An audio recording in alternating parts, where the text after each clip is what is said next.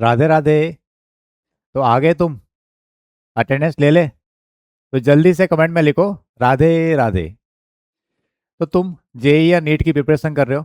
तो competition exam की preparation एक जंग के मैदान के जैसी होती है। किसकी जैसी? जंग के मैदान के जैसी। तो ये मैदान है या रुका नहीं जा सकता। ये मैदान है या रुका नहीं जा सकता। मंजिल दूर है पर झुका नहीं जा सकता। मंजिल दूर है पर झुका नहीं जा सकता। ठोकरे लगे तो लगे। ठोकरे लगे तो लगे पर हौसलों को थाम लो। ठोकरे लगे तो लगे पर हौसलों को थाम लो। क्योंकि जीतने वाले कभी थका नहीं करते। क्योंकि जीतने वाले कभी थका नहीं करते। तो बिना थके अपन ईमानदारी से अपने टॉपिक को आगे बढ़ाते हैं। आज अपन पढ़ेंगे एटॉमिक रेडियाई के बारे में। मैं जो जो पढ़ाऊँ वो पढ़ते रहना, जिस तरह समझाऊँ कंसेप्ट बनाते रहना। सब क्वेश्चन यही से आएंगे। मैं जैसे जैसे कह रहा हूँ वैसे वैसे करते रहना, कहीं तुम्हें उलझना नहीं है। थ्योरी डेफिनेशन सब कुछ। एक्सेप्शन भी बताऊंगा आज। जो तुम्हें चाहिए होते हैं ना, बच्चा जनरली बोलता है सर एक्सेप्शन बताओ एक्सेप्शन बताओ। एक्सेप्शन बताऊंगा, उनका रीजन भी बताऊंगा। तो आज की क्लास बहुत ज़्यादा इंपॉर्टेंट होने वाली है। मैं जैसे कहो वैसे करते रहना। और जैसे ये चैप्टर फिनिश होगा उसके बारे में तुम्हें करने पीवाई के क्वेश्चन। चाहो तो साथ साथ में कर सकते हो। तुम्हारे पास पीवाई की बुक होनी चाहिए। अगर नहीं है तो चैप्टर जब फिनिश होगा तो मैं टेलीग्राम पे इसकी पीडीएफ अपलोड कर दूंगा, वहां से तुम क्वेश्चन प्रैक्टिस कर सकते हो। तो चलो स्टार्ट करते हैं अपन आज। टॉपिक है एटॉमिक रेडियाई। टॉपिक का नाम क्या है? Atomic radius. तो पहला ऐसा डेफिनेशन क्या एटॉमिक रेडियस की, बहुत ही ईजी है। सिंपल सा, कोई एक एटम है। एटम के अंदर न्यूक्लियस होता है और इलेक्ट्रॉन घूम रहे होते हैं। तो जो सबसे दूर वाला इलेक्ट्रॉन है, सबसे दूर के हाथ से सबसे दूर ये है, उसको बोलते हैं वैलेंस इलेक्ट्रॉन या आउटरमोस्ट इलेक्ट्रॉन। तो सबसे दूर और न्यूक्लियस, न्यूक्लियस से लेके सबसे दूर वाले इलेक्ट्रॉन के बीच की जो डिस्टेंस होती है उसको बोलते हैं अपन एटॉमिक रेडियस। सिंपल समझ में आया? न्यूक्लियस और आउटर मोस्ट इलेक्ट्रॉन, उनके बीच की डिस्टेंस, उसका नाम क्या है? Atomic radius. पर प्रैक्टिकली देखा जाए तो अपन एटॉमिक रेडियस ऐसे फाइंड कर ही नहीं सकते। क्यों? क्योंकि दो दिक्कत है इसके अंदर। पहला पहला दिक्कत यह है कि सिंगल एटम अपन उसको आइसोलेट नहीं कर सकते। मतलब अकेले एटम को अलग ही निकाल नहीं पाएंगे कभी अपन। Single atom cannot be isolated. दूसरा, हाइजेनबर्ग का हाइजेनबर्ग का प्रिंसिपल क्या कहता है? Position of exact position of electron cannot be exactly determine. क्यों? इलेक्ट्रॉन एक जगह रुका हुआ थोड़ी ना है, इलेक्ट्रॉन तो घूम रहा है, कंटिन्यूस मूवमेंट कर रहा है, मोशन कर रहा है वो तो तुम्हें लग रहा है वहां पे है, तुम मेजर करने चले गए लेकिन वहां तो है ही नहीं वो। तो दो रीजन थे, क्या क्या? पहला, अकेले एटम को तुम निकाल नहीं सकते। और दूसरा, इलेक्ट्रॉन की पोजीशन फिक्स नहीं है क्योंकि वो तो घूम रहा है, हाइजेनबर्ग अनसर्टेनिटी प्रिंसिपल। इस वजह से अपन इसको एग्जैक्ट डिटर्मिनेशन इस तरह से नहीं कर सकते। तो उसको कैसे करेंगे फिर? उसके लिए यूज करते हैं अपन बॉन्ड डेटा को। बॉन्ड लेंथ फाइंड करते हैं, उसका आधा कर देते हैं, काट देते हैं। तो बॉन्ड लेंथ उसको आधा कर दो तो उसकी आएगी रेडियस अपने पास में। तो कुछ मेथड होते हैं, कुछ नाम लिख रखे मैंने। इनडायरेक्ट साइज जो है वो अपन निकालते हैं किसी भी एलिमेंट की यूजिंग बॉन्ड डेटा, मतलब बॉन्ड लेंथ की हेल्प से अपन फाइंड करते हैं। ये बॉन्ड लेंथ फाइंड करने के अलग अलग मेथड होते हैं। जैसे एक है एक्सरे डिफ्रैक्शन, उससे फाइंड कर देते हैं। एक होता है इलेक्ट्रॉन डिफ्रैक्शन मेथड, उससे फाइंड कर सकते हैं। और एक होता है एनएमआर स्पेक्ट्रो, उससे फाइंड कर सकते हैं। तो ये कुछ मेथड के नाम लिखे, जस्ट तुम्हें थोड़ा पता होना चाहिए कि हाँ इससे फाइंड करते हैं। तो काम की चीज़ क्या है कि सर न्यूक्लियस और आउटर मोस्ट इलेक्ट्रॉन, उनके बीच की डिस्टेंस है, उसको बोलेंगे एटॉमिक रेडियस। लेकिन डायरेक्टली फाइंड नहीं कर सकते, उसके दो रीजन है। कौन कौन से? सर अकेले एटम को अपन आइसोलेट नहीं कर पाएंगे, दूसरा इलेक्ट्रॉन की पोजीशन फिक्स नहीं है। तो अपन क्या करेंगे? बॉन्ड डेटा फाइंड करेंगे। ठीक, अब इधर आ जाओ। तो एटॉमिक रेडियस क्या है? Half of the nuclear distance between between two atoms is defined as atomic radius. मतलब दो एटम है, उन दो एटम के न्यूक्लियस से न्यूक्लियस के बीच की डिस्टेंस का आधा। काट दो, कटवाना नहीं है, काटना है। ठीक है? तो क्या है, जैसे ही दो एटम है, इसका न्यूक्लियस का यहाँ पे होगा, इसका न्यूक्लियस का यहाँ पे होगा। ये न्यूक्लियस से न्यूक्लियस की कुछ डिस्टेंस होगी। एक काम करते हैं, इसको अपन एकदम बनाते हैं स्ट्रेट लाइन। कैसे बनेगी स्ट्रेट लाइन? अपन यूज करेंगे शेप्स में जाके लाइन खींच देते हैं अपन यहाँ से, बढ़िया वाली। ये तो ये न्यूक्लियस से न्यूक्लियस की डिस्टेंस है, उसका आधा कर दो तो वो आएगी अपने पास एटॉमिक रेडियस। सिंपल सा मतलब है, एटॉमिक रेडियस का हाफ कर देंगे। ठीक है सर। सर ये कितने टाइप की होती है? ये डिपेंड करेगा कितने टाइप का बॉन्ड है। बॉन्ड के अकॉर्डिंग अपन उसको डिफाइन करते हैं। जैसे चार टाइप से डिफाइन कर रखा। कोवैलेंट बॉन्ड होगा तो उसमें आएगी कोवैलेंट रेडियस। आयनिक बॉन्ड के अकॉर्डिंग आयनिक रेडियस आएगी आयंस के अंदर, मेटल होगा तो आएगी मेटेलिक रेडियस, और जब बॉन्ड नहीं बन रहा तो कौन सी आएगी, वॉन वॉल्स रेडियस। तो चार टाइप से डिफाइन करेंगे, चारों को पढ़ेंगे अपन वन बाय वन सिस्टमेटिक तरीके से, आज ही पढ़ेंगे पूरा। तो स्टार्ट करते हैं पहले अपन कोवैलेंट रेडियस से। तो ऑब्वियसली बात है, कोवैलेंट रेडियस किसके अंदर होगी सर, कोवैलेंट बॉन्ड के अंदर होगी। इसमें होगी कोवैलेंट बॉन्ड में। तो अब इसको थोड़ा सिस्टमेटिक करने के लिए मैंने उसको टाइप्स में डिवाइड कर रखा है। इसको क्या बनाया, इस मैंने दो टाइप बनाया है, उसके अकॉर्डिंग अपन देखते हैं।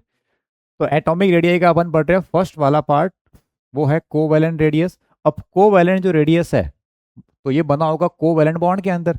अब कोवैलेंट बॉन्ड जो बनता है दो एटम किसमें बनेगा, तो जो दो एटम है हो सकता है दोनों सेम सेम हो, ए और ए वाले, जैसे हाइड्रोजन हाइड्रोजन हो, नाइट्रोजन नाइट्रोजन हो, ऑक्सीजन ऑक्सीजन हो, सेम सेम। या फिर दोनों अलग अलग टाइप के हो, कि एक हाइड्रोजन हो एक क्लोरीन हो, अलग अलग हो गए, एक आयोडीन हो एक ब्रोमीन हो, तो अलग अलग एटम हो गए। तो इसका मतलब सर रेडियस को डिफाइन करने के डिपेंड करेगा कि वो होमोन्यूक्लियर है या हेट्रोन्यूक्लियर है। तो पहले बात करते हैं अपन होमोन्यूक्लियर की। किसकी बात करते हैं, होमोन्यूक्लियर डाई एटॉमिक मॉलिक्यूल की। जैसे को करना वही है, जो बॉन्ड लेंथ आ रही है उसका आधा करना है। क्या करना है, बॉन्ड लेंथ का हाफ करना है। रीड कर लेते हैं एक बार, covalent radius is the half of the internuclear distance between two homo atoms, एक जैसे atom, oxygen oxygen nitrogen nitrogen, इस तरह से। ठीक है, सिंपल सा वर्ड है। एग्जाम्पल के लिए लिखा है, जैसे एक ये अपने पास एक मॉलिक्यूल है, ये ए है ये भी ए है, दोनों ए एटम है, एच एच मान लो थोड़ी देर के लिए, चलो ये भी हाइड्रोजन है ये ए रैंडम, क्या फर्क पड़ता है, इन जनरल पढ़ रहे हैं अपन। तो इनके सेंटर टू सेंटर डिस्टेंस जो है वो कितनी है, वो है अपने पास डी।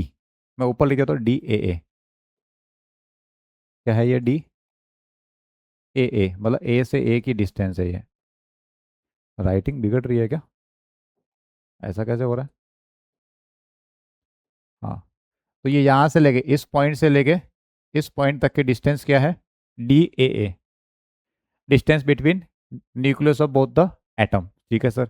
आर ए क्या होगा, जैसे यहाँ से यहाँ तक कुछ डिस्टेंस होगी, ये वाली ये कुछ डिस्टेंस होगी, उसको बोल दिया रेडियस ऑफ ए। क्या हो गया, रेडियस ऑफ ए। ठीक है, दोनों एटम सेम सेम है तो ये भी रेडियस ऑफ ए होगी। तो क्या आएगा, D A is equal to R A plus R A, इसकी रेडियस प्लस उसकी radius is equal to inter nuclear distance. तो कितना आ गया, टू आ गया, टू को उधर भेज दिया, तो रेडियस कितने आ जाएगी, डी ए बाय टू। अब तुम बोलोगे सर इधर तो जो डेटा आने वाला वो तो गड़बड़ आएगी इसके अंदर, क्योंकि D A R A plus R A नहीं है। क्यों नहीं है, अगर सर ऐसा होगा तो इक्वल है, कि सर अगर ऐसे कनेक्टेड है ये न्यूक्लियस इसका इसका न्यूक्लियस यहाँ पे ये पूरा तो क्या है, डी ए से ए के बीच की डिस्टेंस, आधी डिस्टेंस क्या है आर ए, ये वाली आधी डिस्टेंस क्या है आर ए। तो सर यहाँ तो एग्जैक्टली मैच हो रहा है कि D A R A plus R A है। बट सर आपने तो इसके एक लगा दिया कि D A is equal to R A plus R A, ये तो गलत है सर। तो बात तुम्हारी सही है, अपन पढ़ रहे हैं इसके लिए, ये लगा रहे हैं। तो इसमें क्या है कि सर पहले एकदम टच हो रहे थे, पहले टच हो रहे थे, अब थोड़ा पास में आ गए, ओवरलैप कर दिया। कोवैलेंट बॉन्ड में क्या होता है, ओवरलैपिंग होती है। तो इसका मतलब सर टच होने पे तो एग्जैक्ट वैल्यू आ रही थी, अब थोड़ा ओवरलैप हुआ तो थोड़ी कम आएगी वैल्यू। अरे ये इसके अंदर चला गया थोड़ा सा, अब वैल्यू क्या आएगी, कम आएगी। तो आंसर तुम्हारा सही है बिल्कुल, लेकिन करना ऐसे ही है। मतलब एक्चुअल रेडियस जितनी इस फॉर्मूले से निकालोगे वो क्या है, कम आएगी, मतलब जितनी होनी चाहिए उससे कम आएगी तुम्हारी वैल्यू। या लिख रखा है covalent radius is slightly smaller than the actual radius, actual में जितनी होनी चाहिए उससे कम आएगी। क्यों, क्योंकि दोनों एटम एक दूसरे में ओवरलैप कर चुके हैं। क्या हो रखा है, ओवरलैपिंग हो रखी है, इस वजह से। समझ गए, निकालना फिर भी ऐसे ही है। वैल्यू क्या आएगी, थोड़ी सी कम आएगी, सबकी कम आएगी, क्या दिक्कत है, किसी एक एटम में कम थोड़ी ना आ रही है। जितने भी कोवैलेंट बॉन्ड है सबकी रेडियस जितनी होनी चाहिए उससे कम आ रही है। ठीक, इस पॉइंट को याद रखना, ये आगे क्वेश्चन में हेल्प करेगा अपने को। तो कोवैलेंट रेडियस एक्चुअल रेडियस से थोड़ी सी क्या आती है, कम आती है। क्यों आती है, क्योंकि रीजन क्या है, इस तरह से नहीं होता, होता कैसे है बॉन्ड, इस तरह से होता है, ओवरलैपिंग हो जाती है, तो एक दूसरे के अंदर क्या हो जाता है, फ्यूज हो जाते हैं, फ्यूजिंग हो रखी होती है, तो डिस्टेंस इस तरह से आती है। समझ में आया, होमो न्यूक्लियर के अंदर। तो अगर सिंपल सा क्वेश्चन पूछे कि तुम्हें अगर डेटा ये दे डिस्टेंस दे दे तो आधा कर देना, रेडियस आ जाएगी। या देखो बहुत ही सिंपल क्वेश्चन दिया है एक, इन Cl2 मॉलिक्यूल, Cl2 क्या है, होमो न्यूक्लियर, कौन सा है ये, होमोन्यूक्लियर, एक जैसे एटम है, होमोन्यूक्लियर डाइएटॉमिक मॉलिक्यूल है।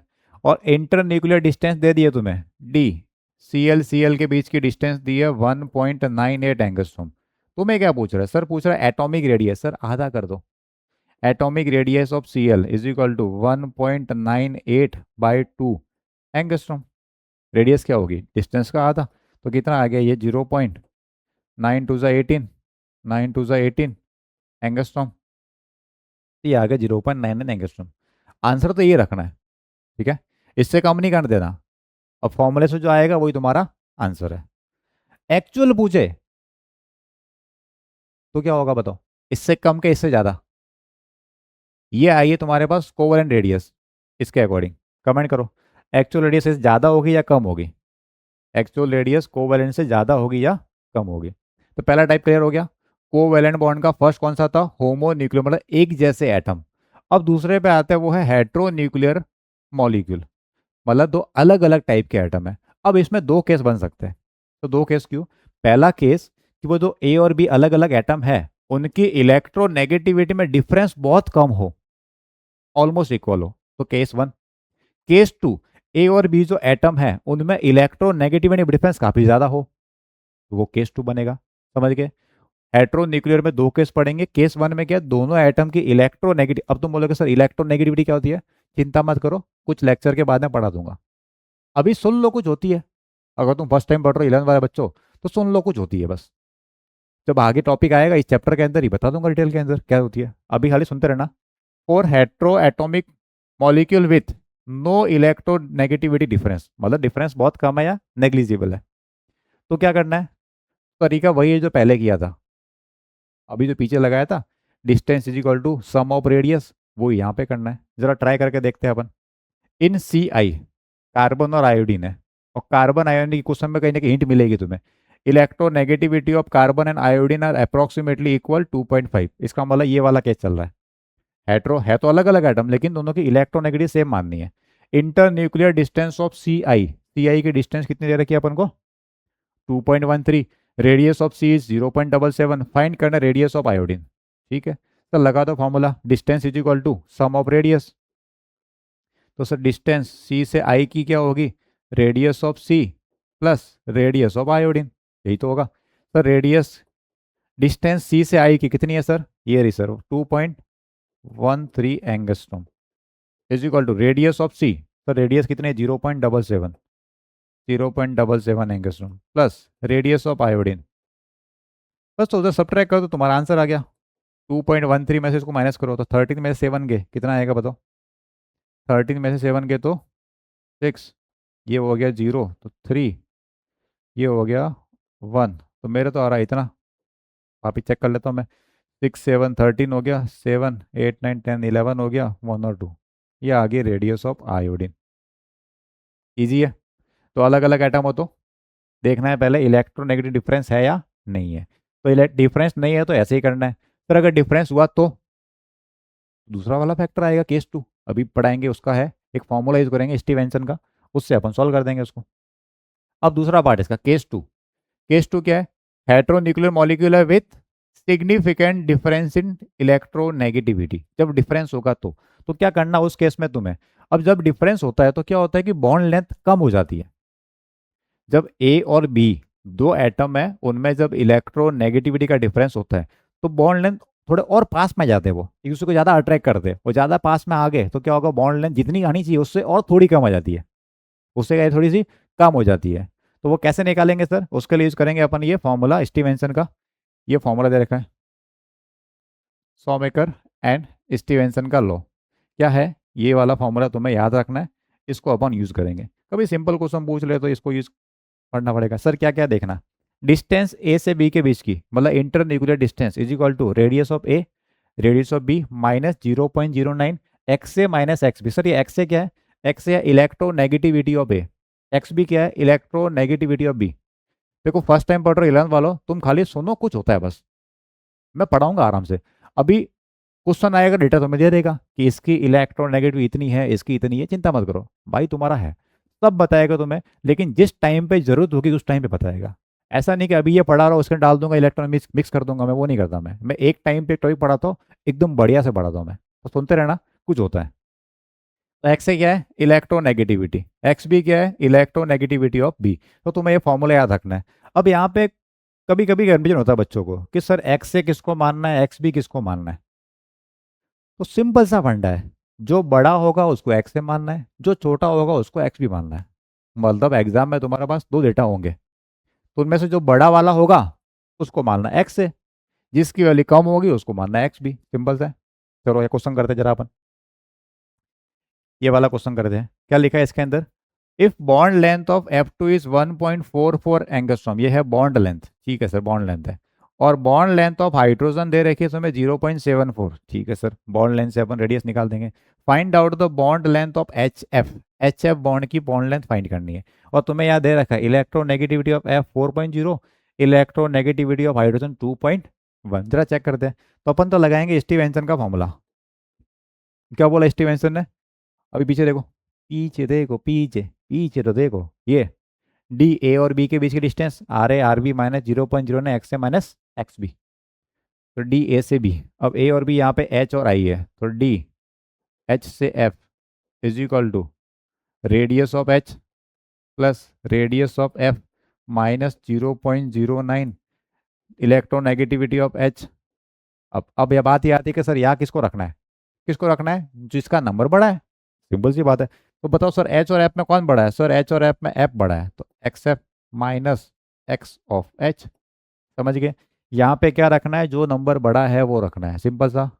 चले आगे। सर रेडियस चाहिए मेरे को, सर अपन को डायामीटर दिया है, बॉन्ड लेंथ का मतलब डायामीटर मान सकते हो तुम इसको, तो बॉन्ड लेंथ का आधा कर दो भाई, इसकी जो F2 की बॉन्ड लेंथ उसको आधा कर दो तो एफ की रेडियस आ जाएगी।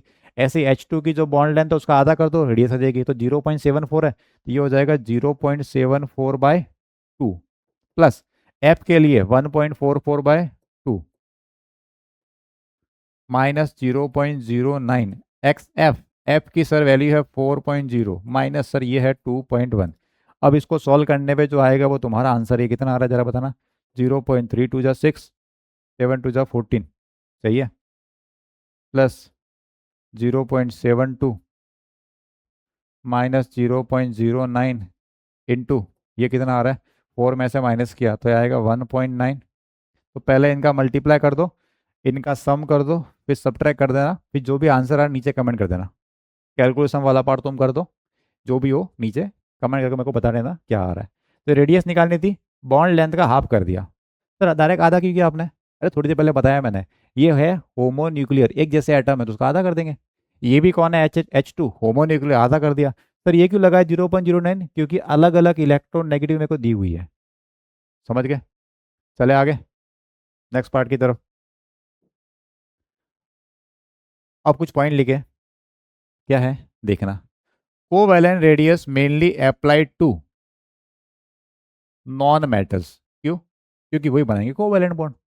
भाई कोवैलेंट बॉन्ड जहाँ बनेगा उस पर तो अप्लाई करेंगे। तो नॉन मेटल क्या बनाते हैं, कोवैलेंट बॉन्ड बनाते हैं, इसलिए भाई अप्लाई कर दिया, ठीक है।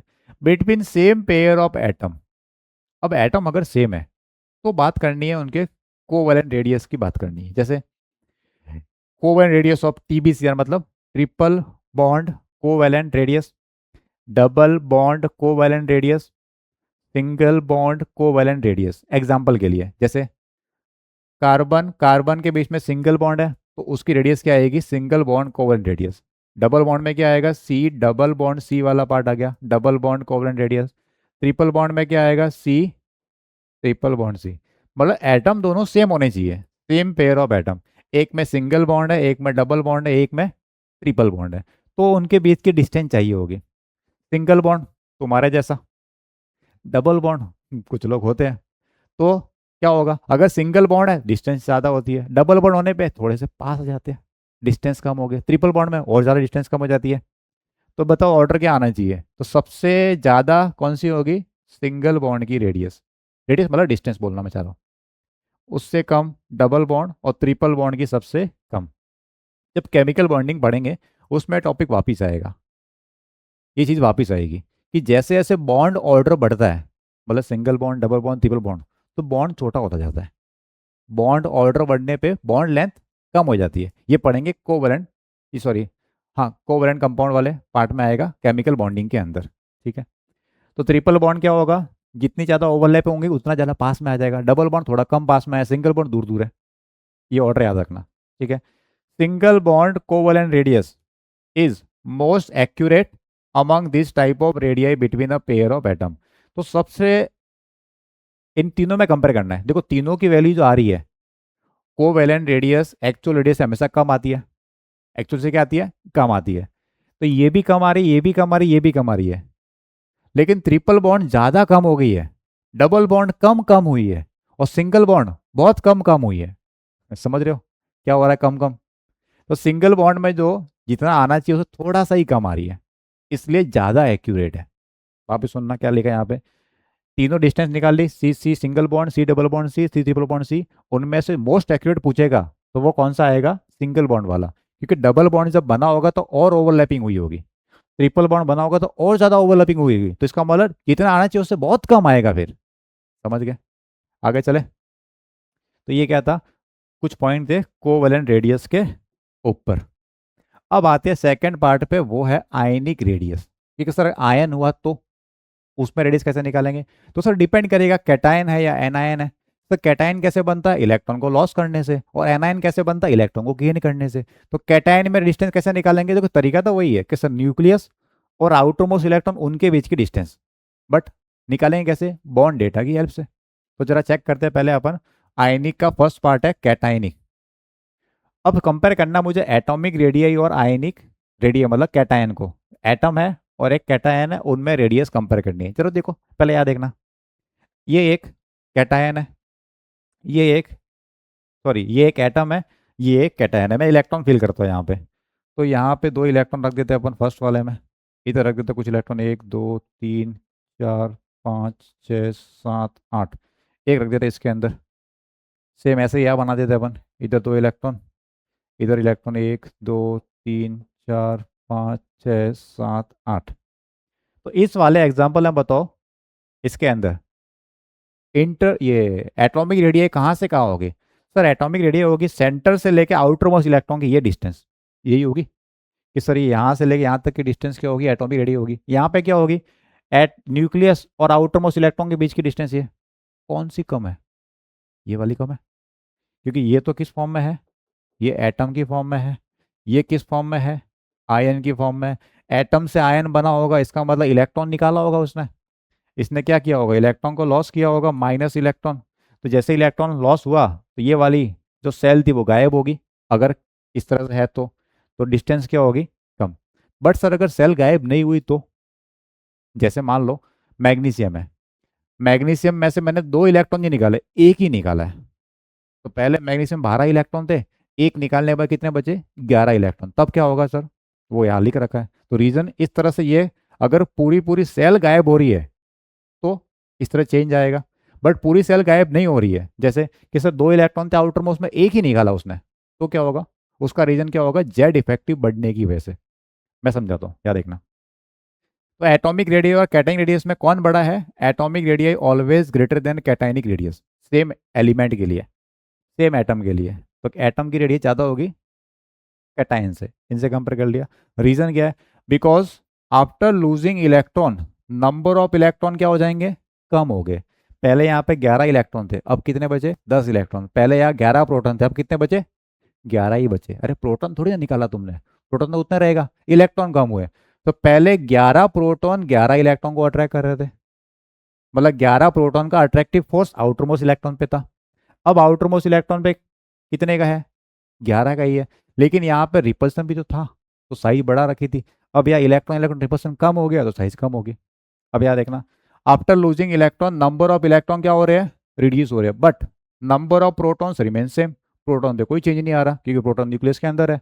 Due to this Z effective क्या हो रहा है, इंक्रीज हो रहा है। Hence electrons are pulled towards nucleus, अंदर खींच लेंगे। एंड एटॉमिक रेडियस क्या हो जाएगी, डिक्रीज होगी। सुन लो अच्छे से, ये बार बार काम आएगा पॉइंट, सुन लो अच्छे से। पहले 11 प्रोटॉन थे, 11 इलेक्ट्रॉन थे, किसी एक इलेक्ट्रॉन पे फोर्स निकाल रहे थे तो 11 प्रोटॉन को खींच रहे थे। ठीक है, अब तुमने इलेक्ट्रॉन का नंबर कम कर दिया, इलेक्ट्रॉन 11 की जगह 10 हो गए, तो अब क्या होगा, वही प्रोटॉन तो 11 ही है, इलेक्ट्रॉन का नंबर कम हो गया तो वो 11 प्रोटॉन अब कह सकते हो कि 10 इलेक्ट्रॉन को अट्रैक्ट कर रहे हैं, तो अट्रैक्टिव फोर्स क्या हो गया, बढ़ गया।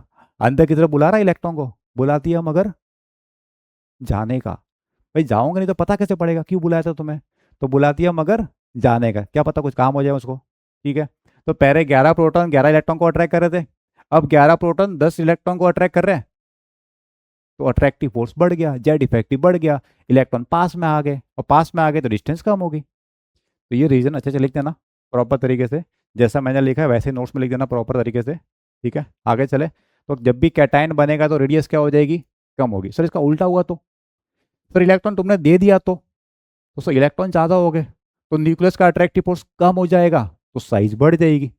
हेलो भाई, कैटायन होने पे अगर साइज कम हो रही है तो एनायन बनने पे साइज बढ़ेगी। रीजन इसका उल्टा कर देना, because on adding electron number of electron increases but number of protons remain same, so Z effective decreases, hence electrons are moved away from the nucleus। या देखो कुछ पॉइंट लिखे, तो इसका मतलब जैसे जैसे पॉजिटिव चार्ज बढ़ेगा, ये एक इंपॉर्टेंट पॉइंट है, काम आएगा तुम्हारे एग्जाम के लिए। इफ पॉजिटिव चार्ज बढ़ेगा तो जेड इफेक्टिव क्या होगा, बढ़ेगा। और जेड इफेक्टिव बढ़ रहा मतलब ज़्यादा अट्रैक्ट कर रहा है, ज़्यादा उसको बुला रहा है, तो बुलाएगा तो जाएगा भाई वो। इधर इलेक्ट्रॉन को अगर न्यूक्लियस बुला रहा है तो वो जाता है उसकी तरफ, तो साइज ऑफ कैटायन क्या हो जाएगी, कम हो जाएगी। ठीक है, अच्छा एग्जाम्पल लिखा है, एक एफ है, एक Fe+2, एक Fe+3 है, बताओ एटॉमिक साइज का ऑर्डर क्या होगा। सर सिंपल सा फंडा है, जैसे जैसे पॉजिटिव चार्ज बढ़ेगा तो जेड इफेक्टिव बढ़ेगा, साइज कम हो जाएगी। पॉजिटिव बढ़ा, जेड इफेक्टिव बढ़ा, साइज कम। तो सर पॉजिटिव इस तरफ बढ़ रहा है तो जेड इफेक्टिव बढ़ रहा है, साइज कम हो रही है, तो ऑर्डर ये। इधर बताओ ऑर्डर क्या आएगा, पीबी और +2 में। सर ये +2 ये +4, ज़्यादा पॉजिटिव आ रहा है, पॉजिटिव बढ़ा, जेड इफेक्टिव बढ़ा, जेड इफेक्टिव बढ़ा, साइज कम, तो सर ऑर्डर ये आ गया। इधर एम एन के अलग अलग स्टेट दिखे, सर पॉजिटिव चार्ज बढ़ेगा तो क्या होगा, जेड इफेक्टिव बढ़ेगा, और जेड इफेक्टिव बढ़ेगा तो साइज, बोलो आयनिक साइज क्या होगी, कम हो जाएगी। ये वाला पॉइंट अंडरस्टूड है, कैटायन वाला। आगे चले, अब आते दूसरे पार्ट इसके, एनायनिक रेडियस पे। अभी जस्ट मैंने थोड़ी बता दिया कि जैसे एनायन है तो एनायनिक रेडियस हमेशा एटम से ज़्यादा होगी। एनायनिक रेडियस क्यों ज़्यादा होगी, वो थोड़ी पहले देख लिया अपन ने, पढ़ लेते फिर भी। Because in an anion electrons are more than proton. हाँ सर, इलेक्ट्रॉन ज़्यादा है प्रोटॉन से, तो इफेक्टिव न्यूक्लियर चार्ज क्या हो जाएगा सर, कम हो जाएगा, reduces, and inter electron repulsion बढ़ जाएगा, which also increases screening effect. इससे भी बोल सकते हो, देखो या तो जेड इफेक्ट से डील करो या स्क्रीनिंग इफेक्ट से, या दोनों लगा दो, बात तो एक ही है। जेड इफेक्टिव अगर कम हुआ तो इलेक्ट्रॉन दूर जाएगा, या उसको ऐसे बोलो कि एक्स्ट्रा इलेक्ट्रॉन आया, इलेक्ट्रॉन इलेक्ट्रॉन रिपल्सन बढ़ गया, रिपल्सन बढ़ गया मतलब स्क्रीनिंग इफेक्ट बढ़ गया, स्क्रीनिंग में बढ़ गया तो उसे दूर जाएगा। जेड इफेक्टिव साइज कम करता है, स्क्रीनिंग इफेक्ट साइज को बढ़ाता है। So distance between electron and nucleus क्या हो रही है, इंक्रीज हो रही है। ठीक, अब ये पॉइंट तुम्हें डायरेक्ट याद रखना है, उसका उल्टा पहले जो याद किया था क्या, नेगेटिव चार्ज अगर बढ़ रहा है तो सर जेड इफेक्टिव कम हो रहा है, और जेड इफेक्टिव कम हो रहा है तो साइज बढ़ेगी, तो साइज बढ़ेगी। जैसे एग्जांपल है F- और F में, बताओ कौन बड़ा होगा। सर नेगेटिव चार्ज बढ़ा, इसका मतलब जेड इफेक्टिव कम, जेड इफेक्टिव कम तो साइज बढ़ी। क्या आ गया तुम्हारा आंसर, अंडरस्टूड। ये पॉइंट इंपॉर्टेंट है, याद रखना एग्जाम पॉइंट ऑफ व्यू से, इससे अपन क्वेश्चन करेंगे आगे वाले। इधर देखते हैं, अब एक केस आता है आइसो इलेक्ट्रॉनिक स्पीसीज।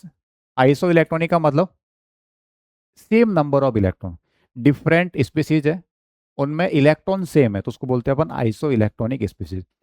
इस पे बहुत क्वेश्चन आए हुए हैं, आइसो इलेक्ट्रॉनिक पे मेंस में, नीट में बहुत सारे क्वेश्चन आए हुए हैं। तुम चाहो तो बुक खोलो PYQ की, नीचे मैंने लिंक दिया है, वहाँ से क्वेश्चन देखो, तुम्हें मिल जाएगा कि हर लगभग हर बार क्वेश्चन आ रहा था इस पे घूम रहा है वो, एटॉमिक रेडियस पे। जरा चेक करते हैं क्या है, जैसे S-2 Cl K Ca, इनको कंपेयर करना है। इन सबका एटॉमिक नंबर कितना है, सल्फर 16 पे आता है, क्लोरीन 17 पे, पोटेशियम 19 पे, कैल्शियम 20 पे। अब बात की है यहाँ पे इलेक्ट्रॉन की, ऊपर नेगेटिव है, नेगेटिव का मतलब 2 इलेक्ट्रॉन एक्स्ट्रा है, तो 16 की जगह कितने हो गए, 18 हो गए। Cl- का मतलब -1 का 1 इलेक्ट्रॉन एक्स्ट्रा, सर 18। के प्लस मतलब प्लस आया तो इलेक्ट्रॉन चला गया, सर 19 प्रोटॉन थे, 19 इलेक्ट्रॉन थे, एक चला गया तो 18 बचे। इसमें भी कितने इलेक्ट्रॉन, 18। तो ये क्या आइसो इलेक्ट्रॉनिक स्पीसीज है। अब क्या होगा, कंपेयर करना है मुझे, रेडियस को कंपेयर करना है। तो देखो अभी थोड़ी देर पहले पढ़ा अपन ने, पॉजिटिव चार्ज अगर बढ़ता है तो साइज कम होती है। इसका उल्टा, सर नेगेटिव चार्ज बढ़ता है तो साइज बढ़ती है, बस उससे कर दो। तो सर नेगेटिव चार्ज यहाँ पे ज़्यादा है, इसकी साइज सबसे ज़्यादा होगी, फिर इसकी, और ये ऑर्डर आ गया। अब ये वाला क्वेश्चन है, तो पहले चेक करो क्या ये आइसो इलेक्ट्रॉनिक है या नहीं है। तो पहले इनके अंदर इलेक्ट्रॉन गिनो, कितने कितने हैं। एन पे है -3, तो नाइट्रोजन कितने नंबर पे आता है बोलो। 7 पे आता है, 7 नंबर पे आता है। ऊपर है -3, तो कितना हो गया, 7 और 3 हो गया 10 इलेक्ट्रॉन। इधर कितने हैं, 10 इलेक्ट्रॉन। ऑक्सीजन पे -2, ऑक्सीजन आता है एटॉमिक नंबर 8, और -2 का 2 इलेक्ट्रॉन एक्स्ट्रा आ गए, तो कितने हो गए टोटल, 10। एफ पे माइनस है, फ्लोरीन एटॉमिक नंबर 9, -1 का मतलब 1 इलेक्ट्रॉन, 10 हो गए। Na पे प्लस है, मतलब 1 इलेक्ट्रॉन चला गया, तो 11 थे पहले, प्लस आ गया तो 10 बच गए। इधर भी कितने, 10, इधर भी कितने, 10, 10 10। अब क्या करना है, सर ये बन गया आइसो इलेक्ट्रॉनिक। और आइसो इलेक्ट्रॉनिक का फंडा सिंपल सा है, अगर पॉजिटिव चार्ज है तो साइज कम होगी, नेगेटिव चार्ज बढ़ रहा है साइज बढ़ेगी। बोलो आंसर क्या आएगा। ये आया ऑर्डर अपने पास, समझ गए। तो ये एग्जाम पॉइंट ऑफ व्यू से इंपॉर्टेंट पार्ट है, आइसो इलेक्ट्रॉनिक स्पीसीज। तुम्हें क्या करना है, सिंपल से जो पहले फंडा देखा कि सर कैटायन बन रहा है, एनायन बन रहा है, कैटायन अगर बनेगा तो साइज को कम करेगा, एनायन बनेगा साइज को बढ़ा देगा, रीजन वही जेड इफेक्टिव का। अब आपस में कंपेयर करते हैं इसको, कैटायन को, एटम को और एनायन को, बताओ सबसे बड़ा कौन होगा। तो सबसे बड़ा होगा एनायन, सबसे छोटा कौन होगा सर, कैटायन। समझ गया, क्योंकि कैटायन बनाया तो साइज कम की है उसने, एनायन बनाया साइज को बढ़ा दिया। चले आगे। अब आते हैं अपन थर्ड पार्ट पे, वो है मेटेलिक रेडियस। तो दो चीजें कवर कर दी अपन ने, एटॉमिक रेडियस कवर कर दी, दूसरा कौन सा कर दिया अपन ने, आयनिक। अब तीसरा है मेटल। तो मेटेलिक रेडियस किसके बीच में होगी सर, मेटल के बीच में होती होगी। ऑब्वियसली सही बात है, इसका मतलब मेटल मेटल जो इंटर न्यूक्लियर डिस्टेंस है उसका आधा कर दो, काट दो। देखो यहाँ पे, जैसे ये एक मेटलिक क्रिस्टल है। अच्छा, मेटल में कभी भी ये एकदम टच में नहीं होते, किसी भी मेटल का क्रिस्टल देखोगे तो उसमें ऐसा नहीं कि टच होते हैं, बीच में गैप रहता है। इस तरह से अरेंजमेंट होता है, बीच बीच में क्या होता है, गैप रहता है। तो सर गैप अगर है तो दिक्कत हो जाएगी, डेटा एक्चुअल में नहीं आएगा। क्यों, क्योंकि अपन जो डिस्टेंस निकालेंगे वो तो निकालेंगे सेंटर टू सेंटर। तो सेंटर टू सेंटर डिस्टेंस तो ये आ रही है, लाइन थोड़ी सीधी खींचते हैं अपन। सर ये है सेंटर सेंटर डिस्टेंस, इसका आधा करेंगे तो सर आधा करने पे सर्कल से बाहर चला जाएगा सर, बीच में रहेगा ना। अरे ध्यान से देखो, इनका मैं आधा करूँ, इस डिस्टेंस का आधा रेडियस आएगी, तो वो रेडियस तो सर्कल से बाहर चली जाएगी, मतलब जितनी है उससे ज़्यादा आएगी। थोड़ी देर पहले आया था कम आ रही थी कहीं, कहाँ पे, कोवेलेंट रेडियस में। तो कोवेलेंट रेडियस एक्चुअल की कम होती है, मेटेलिक रेडियस एक्चुअल से थोड़ी सी ज़्यादा आएगी। समझ गए, इसको याद रखना पॉइंट को। डेफिनेशन पढ़ ले।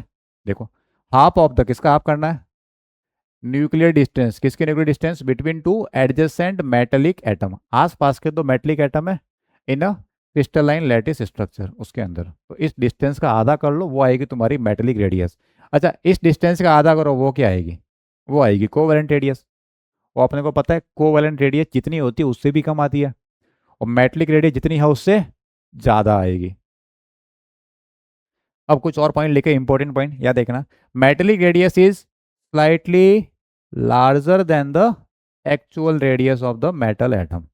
रीजन तुम्हारे सामने है, क्योंकि एटम एकदम टच में नहीं होते, थोड़ा सा बीच में गैप होता है, और गैप है तो जितना आएगा उससे ज़्यादा ही मिलेगा फिर अपने को, कि अपन जो मेजर कर रहे हैं वो एक्चुअल से अपने को ज़्यादा वैल्यू आ रही है। ठीक है, रीजन स्ट्रक्चर था। अब कुछ पॉइंट लिखे मेटलिक बॉन्ड के बारे में। When metallic bond strength increases, तो मेटेलिक रेडियस क्या हो जाएगी, कम हो जाएगी। क्या मतलब सर, जैसे ये दो एटम है, ठीक है, ये दो एटम है, अगर उनके बीच में बॉन्ड स्ट्रांग है तो पास में आएंगे। भाई दो लोगों के बीच में अगर बॉन्ड स्ट्रांग है तो पास में आते हैं, अगर बॉन्ड वीक है तो दूर दूर जाएंगे। तो अगर ये दो एटम है, इनके बीच का जो मेटेलिक बॉन्ड है अगर वो स्ट्रांग होता तो पास में आएंगे सर, पास में आएंगे तो डिस्टेंस कम कर देंगे। वही तो लिखा है यहाँ पे, व्हेन मेटेलिक बॉन्ड स्ट्रेंथ बढ़ रही है देन मेटेलिक रेडियस कम होगी। अब दो पॉइंट इसको कनेक्ट करते हुए देखना, मोर मेटेलिक रेडियस ये कब होगी, मतलब रेडियस ज़्यादा आ रही है तो वो तब होगा जब उनके बीच में अट्रैक्टिव फोर्स इतना स्ट्रांग नहीं होगा। भाई रेडियस अगर ज़्यादा आ रही है तो कब आएगी, जब वो दूर दूर रहना चाहेंगे, पास में नहीं आना चाहेंगे। दूर दूर रह रहे मतलब उनके बीच का अट्रैक्टिव फोर्स इतना अच्छा नहीं है, जिनका मतलब ऐसे कह सकते हो कि क्रिस्टल की जो पैकिंग है वो परफेक्ट पैकिंग नहीं है। पैकिंग कैसी है, लूज पैकिंग है, मतलब एटम आराम से है लूजली कनेक्टेड। इसका मतलब क्या है, लूज क्रिस्टल पैकिंग है। इसका मतलब बॉन्ड डिस्टेंस वहां पे कम होगी। इसी का उल्टा, लेस मेटेलिक रेडियस, मतलब रेडियस बहुत कम आ रही है, मतलब बहुत ज्यादा पास पास में है। पास में कब होंगे, जब उनके बीच का अट्रैक्टिव फोर्स ज्यादा होगा। समझ गए? देखो, तो लेस मेटेलिक रेडियस मतलब टाइटली क्रिस्टल पैकिंग होगी, या फिर हाई बॉन्ड स्ट्रेंथ। एक वर्ड लिखा मैंने यहाँ पे, एफसीसी। जो 12th वाले बच्चे हैं, जो रिवीजन के लिए इसको देख रहे हैं, वो कमेंट करो एफसीसी क्या होता है। एफसीसी क्या होता है? एक टॉपिक वैसे पहले था, अब हटा रखा है। वो एक चैप्टर है सॉलिड स्टेट। उसमें इसके बारे में पढ़ते डिटेल के अंदर कि एफसीसी क्या है, बीसीसी क्या होता है, एचसीपी क्या होता है। तो 12 वाले बच्चे जो रिवीजन के लिए पढ़ रहे हैं वो इसका आंसर कमेंट करो, एफसीसी की फुल फॉर्म क्या है। बाकी तुम 11 वाला बच्चों, अभी तुम्हारे किसी काम का नहीं है। अभी खाली सुन रहा कि एफसीसी होता है। एफसीसी में क्या होता है, पैकिंग बहुत ज़्यादा क्लोज होती है। ठीक है, पैकिंग क्या होती है, बहुत ज़्यादा क्लोजली पैक्ड होते हैं, बस इतना तुम्हें याद रखना है। तो मैंने क्या क्या बताया, मेटेलिक रेडियस जितनी होती है उससे ज़्यादा आएगी, एक्चुअल से ज़्यादा आएगी। और अगर उनके बीच का बॉन्ड स्ट्रांग हुआ तो पास में आएंगे, पास में आएंगे तो डिस्टेंस कम हो जाएगी। मतलब अगर मेटेलिक बॉन्ड की स्ट्रेंथ बढ़ रही है तो रेडियस कम हो जाएगी। इसका उल्टा, अगर उनके बीच में बॉन्ड स्ट्रांग नहीं है तो दूर दूर चले जाएंगे, तो रेडियस बढ़ जाएगी, पैकिंग लूज हो जाएगी। ठीक है, एफसीसी की फुल फॉर्म 12 वाले बच्चे कमेंट कर दे रहा हूँ। 11 वालों को भी जानने की जरूरत नहीं है, क्योंकि वो चैप्टर जो था वो हटा दिया है सिलेबस से। ठीक है, सॉलिड स्टेट। लेकिन फिर भी जेई एडवांस में तो पूरा पढ़ना है, तो जेई एडवांस वालों को पढ़ाऊंगा मैं, एफसीसी क्या होता है उस टाइम पे अपन देख लेंगे। अभी 11 वालों के लिए इंपॉर्टेंट नहीं है, छोड़ सकते हो। ये वर्ड इंपॉर्टेंट नहीं है, ये सब तो इंपॉर्टेंट है। चले आगे। अब आते हैं फोर्थ टाइप पे, वो है वॉन्डर वॉल्स रेडियस। इसको बोलते हैं नॉन बॉन्डिंग रेडियस, जब बॉन्ड नहीं बनता, सिंगल अकेले तुम्हारे जैसे, तो उसमें क्या आता है, वॉन्डर वॉल्स रेडियस आती है। कैसे निकालते हैं, या देखो, those atoms like noble gases उनमें काम आता है, या फिर विच आर नॉट बॉन्डेड, ऐसा कोई भी आइटम जो बॉन्डेड नहीं है उसमें लिए अपन निकालेंगे वॉन टू वॉस रेडियस। तरीका तो वही है, आधा करना है, काटना सब में ही है। कैसे, half of the distance between between nuclei of adjacently placed atom, जो एकदम पास में एटम आ सकते हैं उनमें, किस फेज में, सॉलिड फेज में, in solid state of a noble gas. मतलब गैस को पहले सॉलिडिफाई करो, सॉलिड में कन्वर्ट करो, फिर उनके बीच में जो एडजेसेंट एटम है उनके बीच की डिस्टेंस। सर गैस में क्यों नहीं कर रहे, फिर सॉलिड में क्यों कर रहे हो? भाई सिंपल सी बात है, गैस के पार्टिकल क्या होंगे, क्या अट्रैक्ट करते हैं, नहीं। उस पर ग्रेविटेशन फोर्स लगता नहीं है, रैंडमली मूव करते रहते हैं, तो डिस्टेंस निकालना पॉसिबल नहीं है। तो अगर एक जगह बैठेगा तो डिस्टेंस निकालोगे ना, अगर पूरे टाइम घूम रहा है इधर उधर तो डिस्टेंस कैसे निकालोगे तुम, नहीं निकाल सकते। बॉन्ड इनका बना नहीं है ना, अपने पास बॉन्ड डेटा है ना कुछ है, तो क्या करते हैं, उन गैस को पहले करेंगे सॉलिडिफाई, सॉलिड में कन्वर्ट हो गया। किसी जगह एक जगह लिखा भी था कि लिक्विड में भी कर सकते हैं, बट मैं श्योर नहीं हूँ। एक बुक में पढ़ रहा था मैं कहीं पे, उन्होंने लिखा था सॉलिड और लिक्विड दोनों हो सकता है। बट अभी अपन इसके अकॉर्डिंग चलेंगे, सॉलिड को अपन मानेंगे। तो क्या है, सॉलिड में कन्वर्ट किया अपन ने उसको, फिर बॉन्ड डेटा की आपसे फाइंड कर देंगे। कैसे करना है, या देखो, जैसे नियोन एक गैस थी, नियोन क्या थी, गैस थी। तो नियोन को कूल करके कैसे भी करके अपन ने सॉलिडिफाई कर दिया। अब बन गया ये नियोन का, क्या बन गया, ये नियोन का सॉलिड फॉर्म बन गया, नियोन क्रिस्टल बन गया ये सॉलिड। अब क्या करेंगे, कोई भी दो एटम ले लो, उनके बीच की जो डिस्टेंस है उसका आधा कर दो। जैसे एग्जांपल के लिए, ये इसका सेंटर यहाँ पे, ये इसका सेंटर यहाँ पे, ये centre to centre distance, colour अपन दूसरा लेते हैं, ये सेंटर सेंटर डिस्टेंस जो होगी उसका आधा करेंगे तो वो आएगी अपने पास वॉन टू वॉस रेडियस। समझ गए, इंटरन्यूक्लियर डिस्टेंस का आधा कट करो तो वो क्या है अपने पास, वॉन टू वॉस रेडियस। अब तुम बोलेंगे सर ये तो बहुत दूर दूर है, ये तो क्या है, बहुत दूर दूर है, तो सर डिस्टेंस तो सर बहुत ज़्यादा गलत आएगी इसकी। हाँ तो बिल्कुल आएगी गलत, इनकी रेडियस क्या आएगी, जितनी आनी चाहिए उससे बहुत ज़्यादा आएगी, क्योंकि ये इनके बीच में डिस्टेंस ज़्यादा है। मेटल वाले में थोड़ी सी ज़्यादा होती है, मेटल में क्या होता है, दो एटम में थोड़ा सा गैप होता है। लेकिन इस तरह के जो ये नोबल गैसेज है उनको जो सॉलिडिफाई करते हैं तो उनके बीच में जो गैप काफ़ी ज़्यादा होता है। तो इसका मतलब जो वॉन टू वॉस रेडियस आएगी वो एटॉमिक रेडियस से बहुत ज़्यादा लार्ज आएगी। और एक और देखना, जैसे मान लो ये H2 के सॉलिड क्रिस्टल है, ये सब किसके हैं, H2 मॉलिक्यूल है, H2 मॉलिक्यूल है, H2 सब सॉलिडिफाई फॉर्म में। तो इनके बीच की डिस्टेंस भी निकाल सकते हो यहाँ से, इधर इधर, और ये डिस्टेंस इसका आधा करो। है क्या ये, H2 सॉलिड है ये, कौन सा मॉलिक्यूल है ये, बताओ। हाइड्रोजन गैस को सॉलिडिफाई कर दिया, H2 सॉलिड है। ये सब कौन है, H2 सॉलिड है।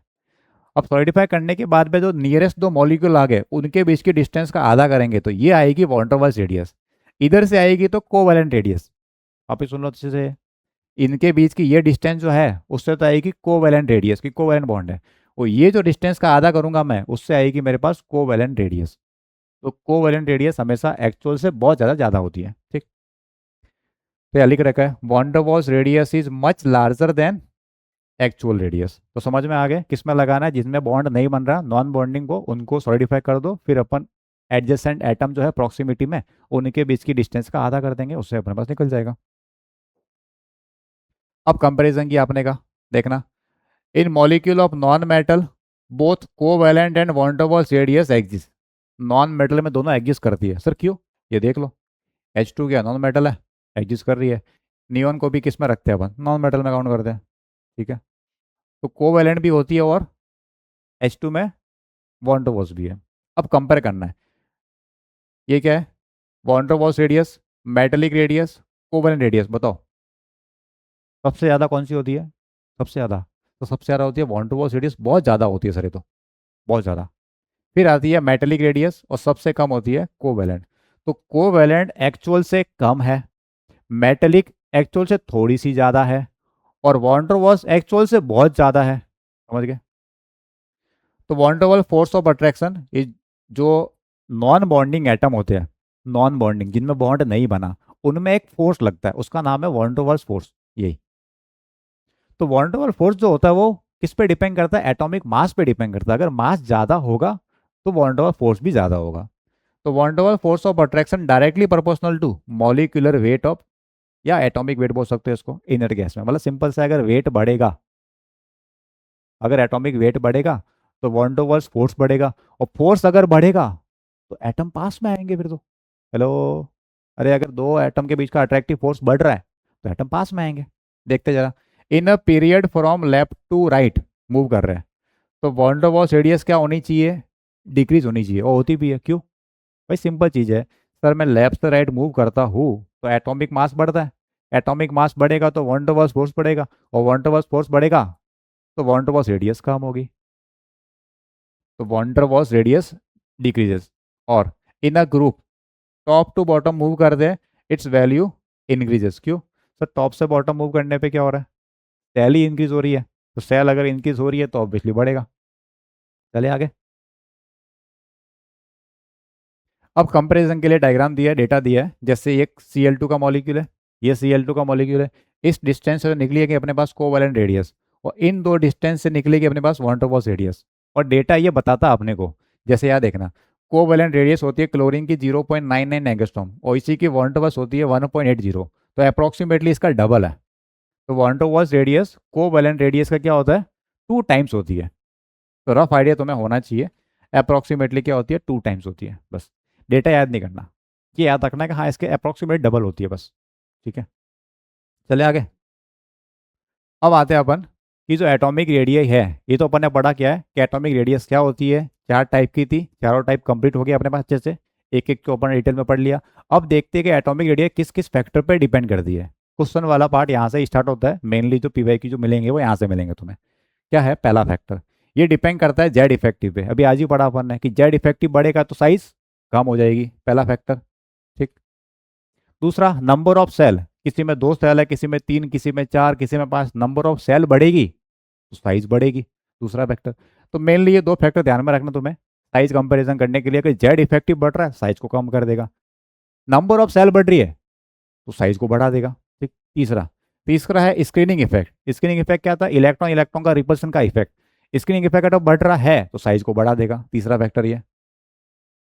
ठीक, अब ये जो पॉइंट आगे लिखे हुए हैं डी और ई, वो एक्चुअली जेड इफेक्टिव का ही पार्ट है, उसी को अलग तरह से लिखा है। जैसे अगर पॉजिटिव चार्ज बढ़ रहा है तो आज ही मैंने बताया क्या होगा, पॉजिटिव चार्ज बढ़ रहा है जेड इफेक्टिव बढ़ेगा, और जेड इफेक्टिव बढ़ेगा तो साइज कम हो जाएगी, एटॉमिक साइज डिक्रीजेस। बताओ इनमें ऑर्डर क्या आएगा? सही लिखा है यहाँ पे, पॉजिटिव चार्ज बढ़ रहा है तो साइज कम हो रही है, साइज का ऑर्डर है ये।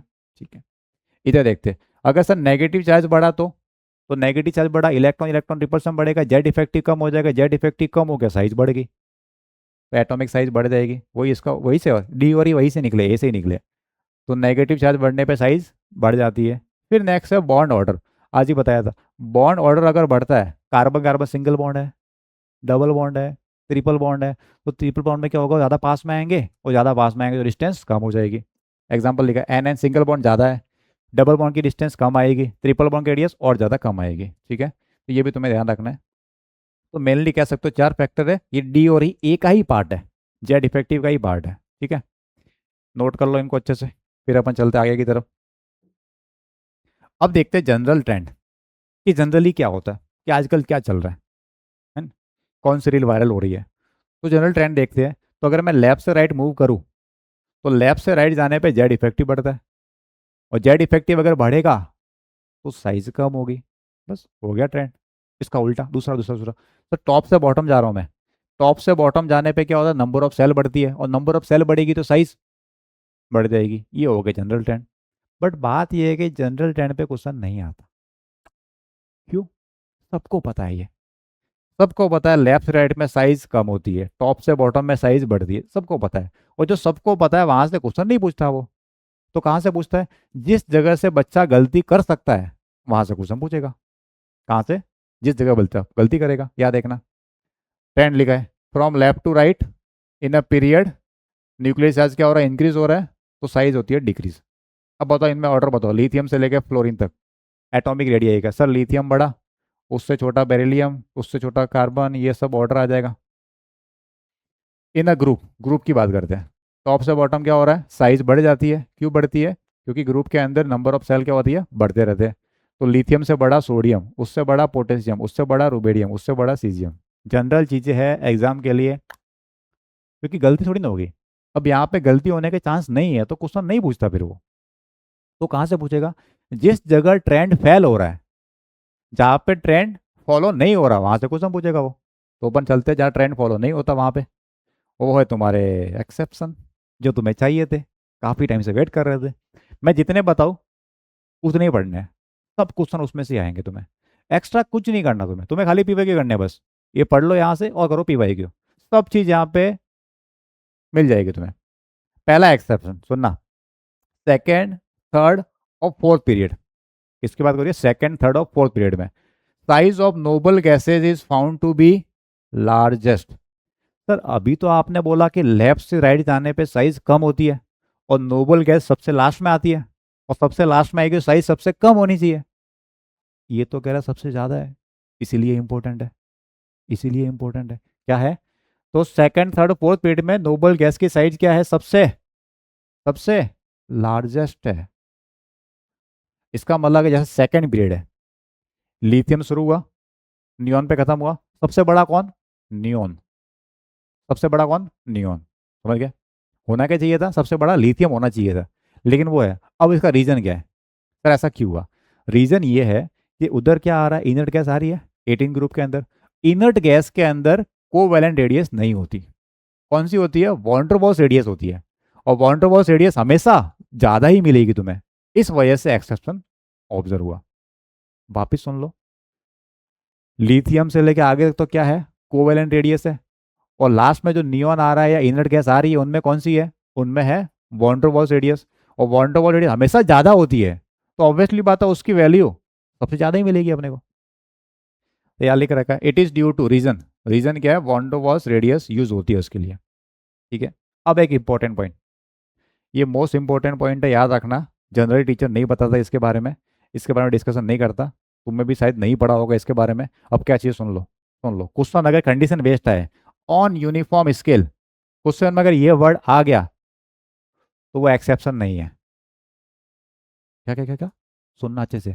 अगर क्वेश्चन में लिखा ऑन यूनिफॉर्म स्केल, तो ये जो है सेकंड, थर्ड, फोर्थ का लिखा वो एक्सेप्शन नहीं है। तो इसका मतलब लेफ्ट से राइट जाने पे साइज डिक्रीज होती है, इनर्ट गैस की भी कम होगी। समझ गए? सुनो सुनो, ओ भाई बता एग्जांपल देगा। On uniform scale there will not be any exception, there will not be any exception in the radii of element. Sir ऐसा क्यों हुआ सर? अब पहले वर्ड का मतलब समझो।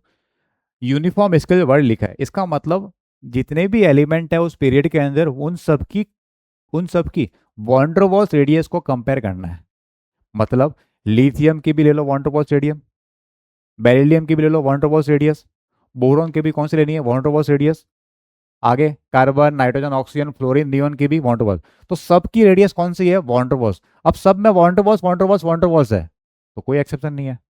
पहले एक्सेप्शन क्यों था, क्योंकि लिथियम से लेके फ्लोरीन तक तो कौन सी थी, कोवैलेंट रेडियस थी, और लास्ट वाले ही कौन से ले रहे थे तुम, वॉन टू वॉल्स ले रहे थे, इसलिए एक्सेप्शन था। तो अगर ये वर्ड दिख जाए इसका मतलब कोई एक्सेप्शन नहीं है, समझ गए। क्वेश्चन लिया मैंने, क्वेश्चन लिया, तो मैं ठीक कभी लगेगा देगा, अभी क्लियर करता तुम्हें। अरेंज करना है इनको एटॉमिक रेडियम में लिथियम से लेकर नियोन तक। इससे पहले तक फ्लोरीन था, अभी कहाँ तक नियोन को भी इंक्लूड किया है। कुछ नहीं लिखा है इसके अंदर, कुछ नहीं लिखा। इसका मतलब जैसे तुम करते हो एक्सेप्शन को एक्सेप्शन मानना है। मतलब लिथियम सबसे बड़ा, फिर नियोन, फिर बोरॉन। मतलब लिथियम से मैं इधर जाऊंगा तो साइज कम होगी, और कम होगी, और कम होगी, और कम होगी, बस बस बस बस बस रुक जाओ। क्यों, अभी तक तो कोवैलेंट रेडियस थी, और नियोन के अंदर क्या है, वॉन टू वॉल्स रेडियस, तो नियोन है सबसे बड़ा। ऐसे लिखो, या फिर इन सबको मिक्स करके एक तरीका ये है, और ऐसे लिख दो इसको, समझ गए। ये दोनों में से कोई भी एक तरह से लिख सकते हो, क्लियर। तो अभी ये एक्सेप्शन है तो एक्सेप्शन है, क्योंकि क्वेश्चन के अंदर ये कंडीशन नहीं है। तो लिथियम से लेके फ्लोरीन तक कम हुई, उसके बाद में नियोन की बढ़ गई, क्योंकि नियोन के अंदर वॉन टू वॉल्स रेडियस को डिफाइन कर रखा है। तो सबसे बड़ा होगा वॉन टू वॉल्स रेडियस वाला, फिर बाकी ये ऑर्डर ये कहिए। अब क्वेश्चन देखना, क्वेश्चन में कंडीशन लिखी है ऑन यूनिफॉर्म स्केल। कंडीशन क्या है, ये हिंट मिल गई क्वेश्चन में, लिखा हुआ मिल गया। अब अरेंज करो, अब क्या होगा, अब लेफ्ट से राइट तक सबका सब कम होगा। मतलब लिथियम बड़ा, फिर बेरिलियम, फिर बोरॉन, फिर कार्बन, फिर नाइट्रोजन, फिर ऑक्सीजन, फिर फ्लोरीन, और लास्ट में नियॉन। समझ गए यहाँ पे, इधर कोई एक्सेप्शन नहीं है। तो ये एक इंपॉर्टेंट क्वेश्चन है, एग्जाम में कभी ना कभी आएगा। जनरली अभी तक कोई बता रहा नहीं है इसको, मैंने तुम्हें बता दिया अभी। इसको अच्छे से नोट कर देना, ये क्या डिफरेंस आ रहा है यहाँ पे, ये मैं बताना चाह रहा था, और मैं मानता हूँ कि तुम्हें समझ में आ गया होगा। चले आगे, दूसरे की तरफ चले। ये अभी का अभी कर दो homework, as it is same concept लगाओ, सोडियम से लेकर आर्गन तक। पहले एटॉमिक रेडियस नॉर्मल वाली, जब कुछ मेंशन नहीं हो। दूसरा, जब कंडीशन मेंशन किया यूनिफॉर्म स्केल, तब क्या होगा।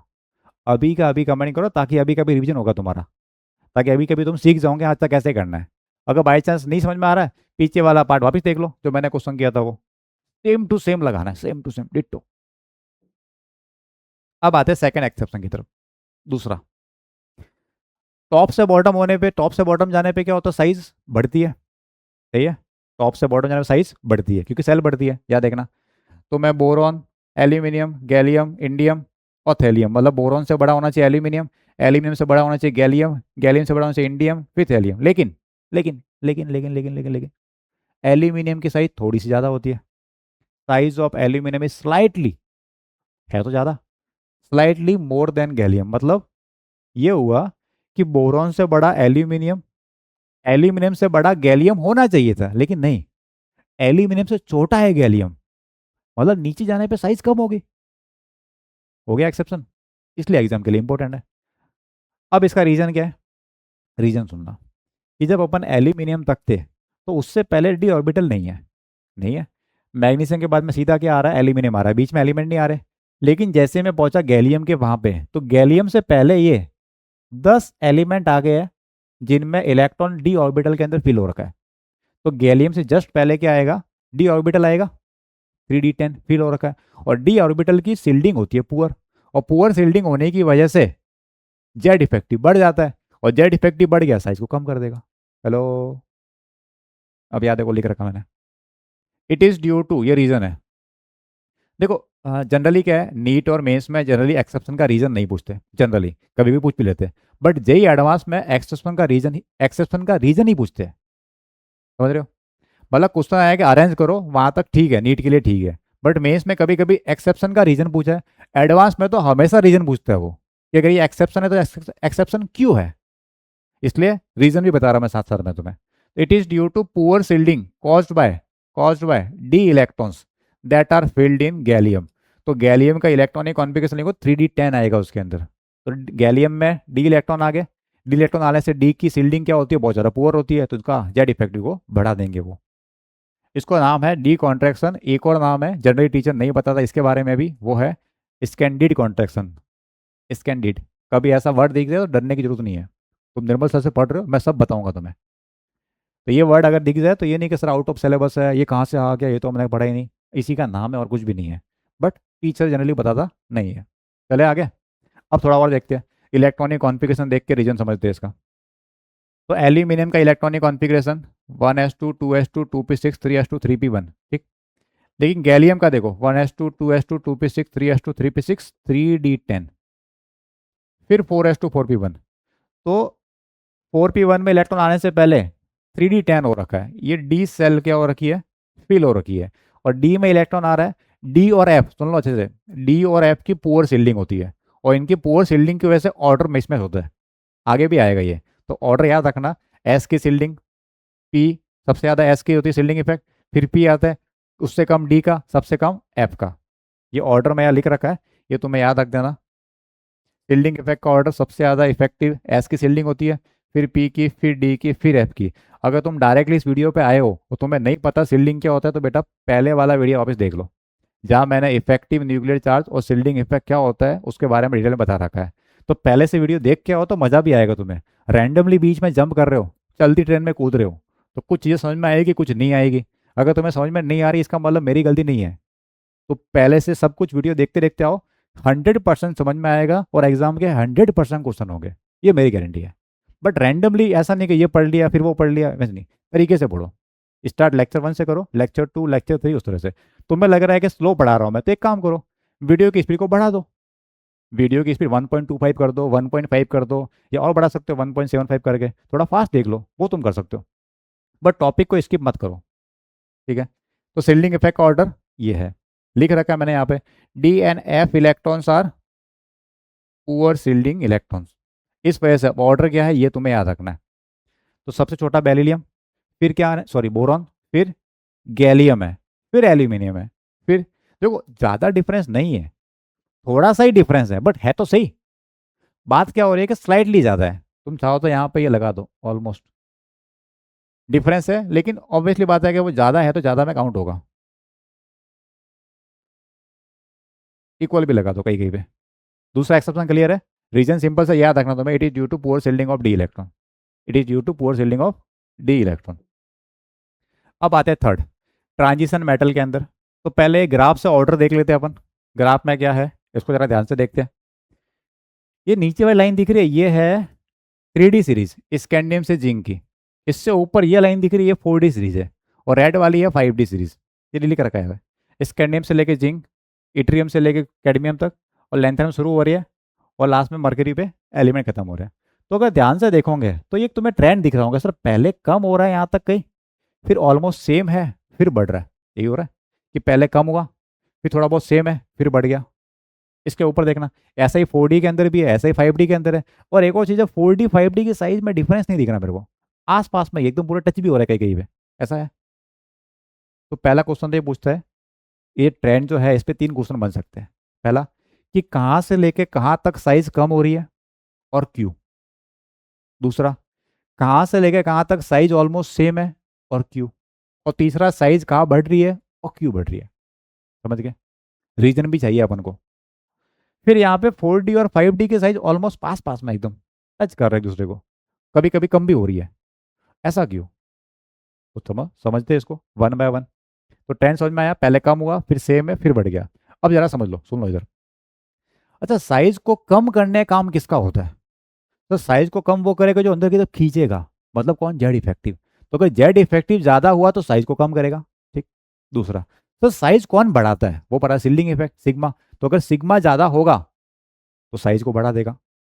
2 फैक्टर काम करते हैं, एक साइज को बढ़ाता है shielding effect, Z effective size को कम करता है। अब अपन को चेक क्या करना है कि कब कम हो रही है कब बढ़ रही है, इसका मतलब इन दोनों का आपस में रोल होगा।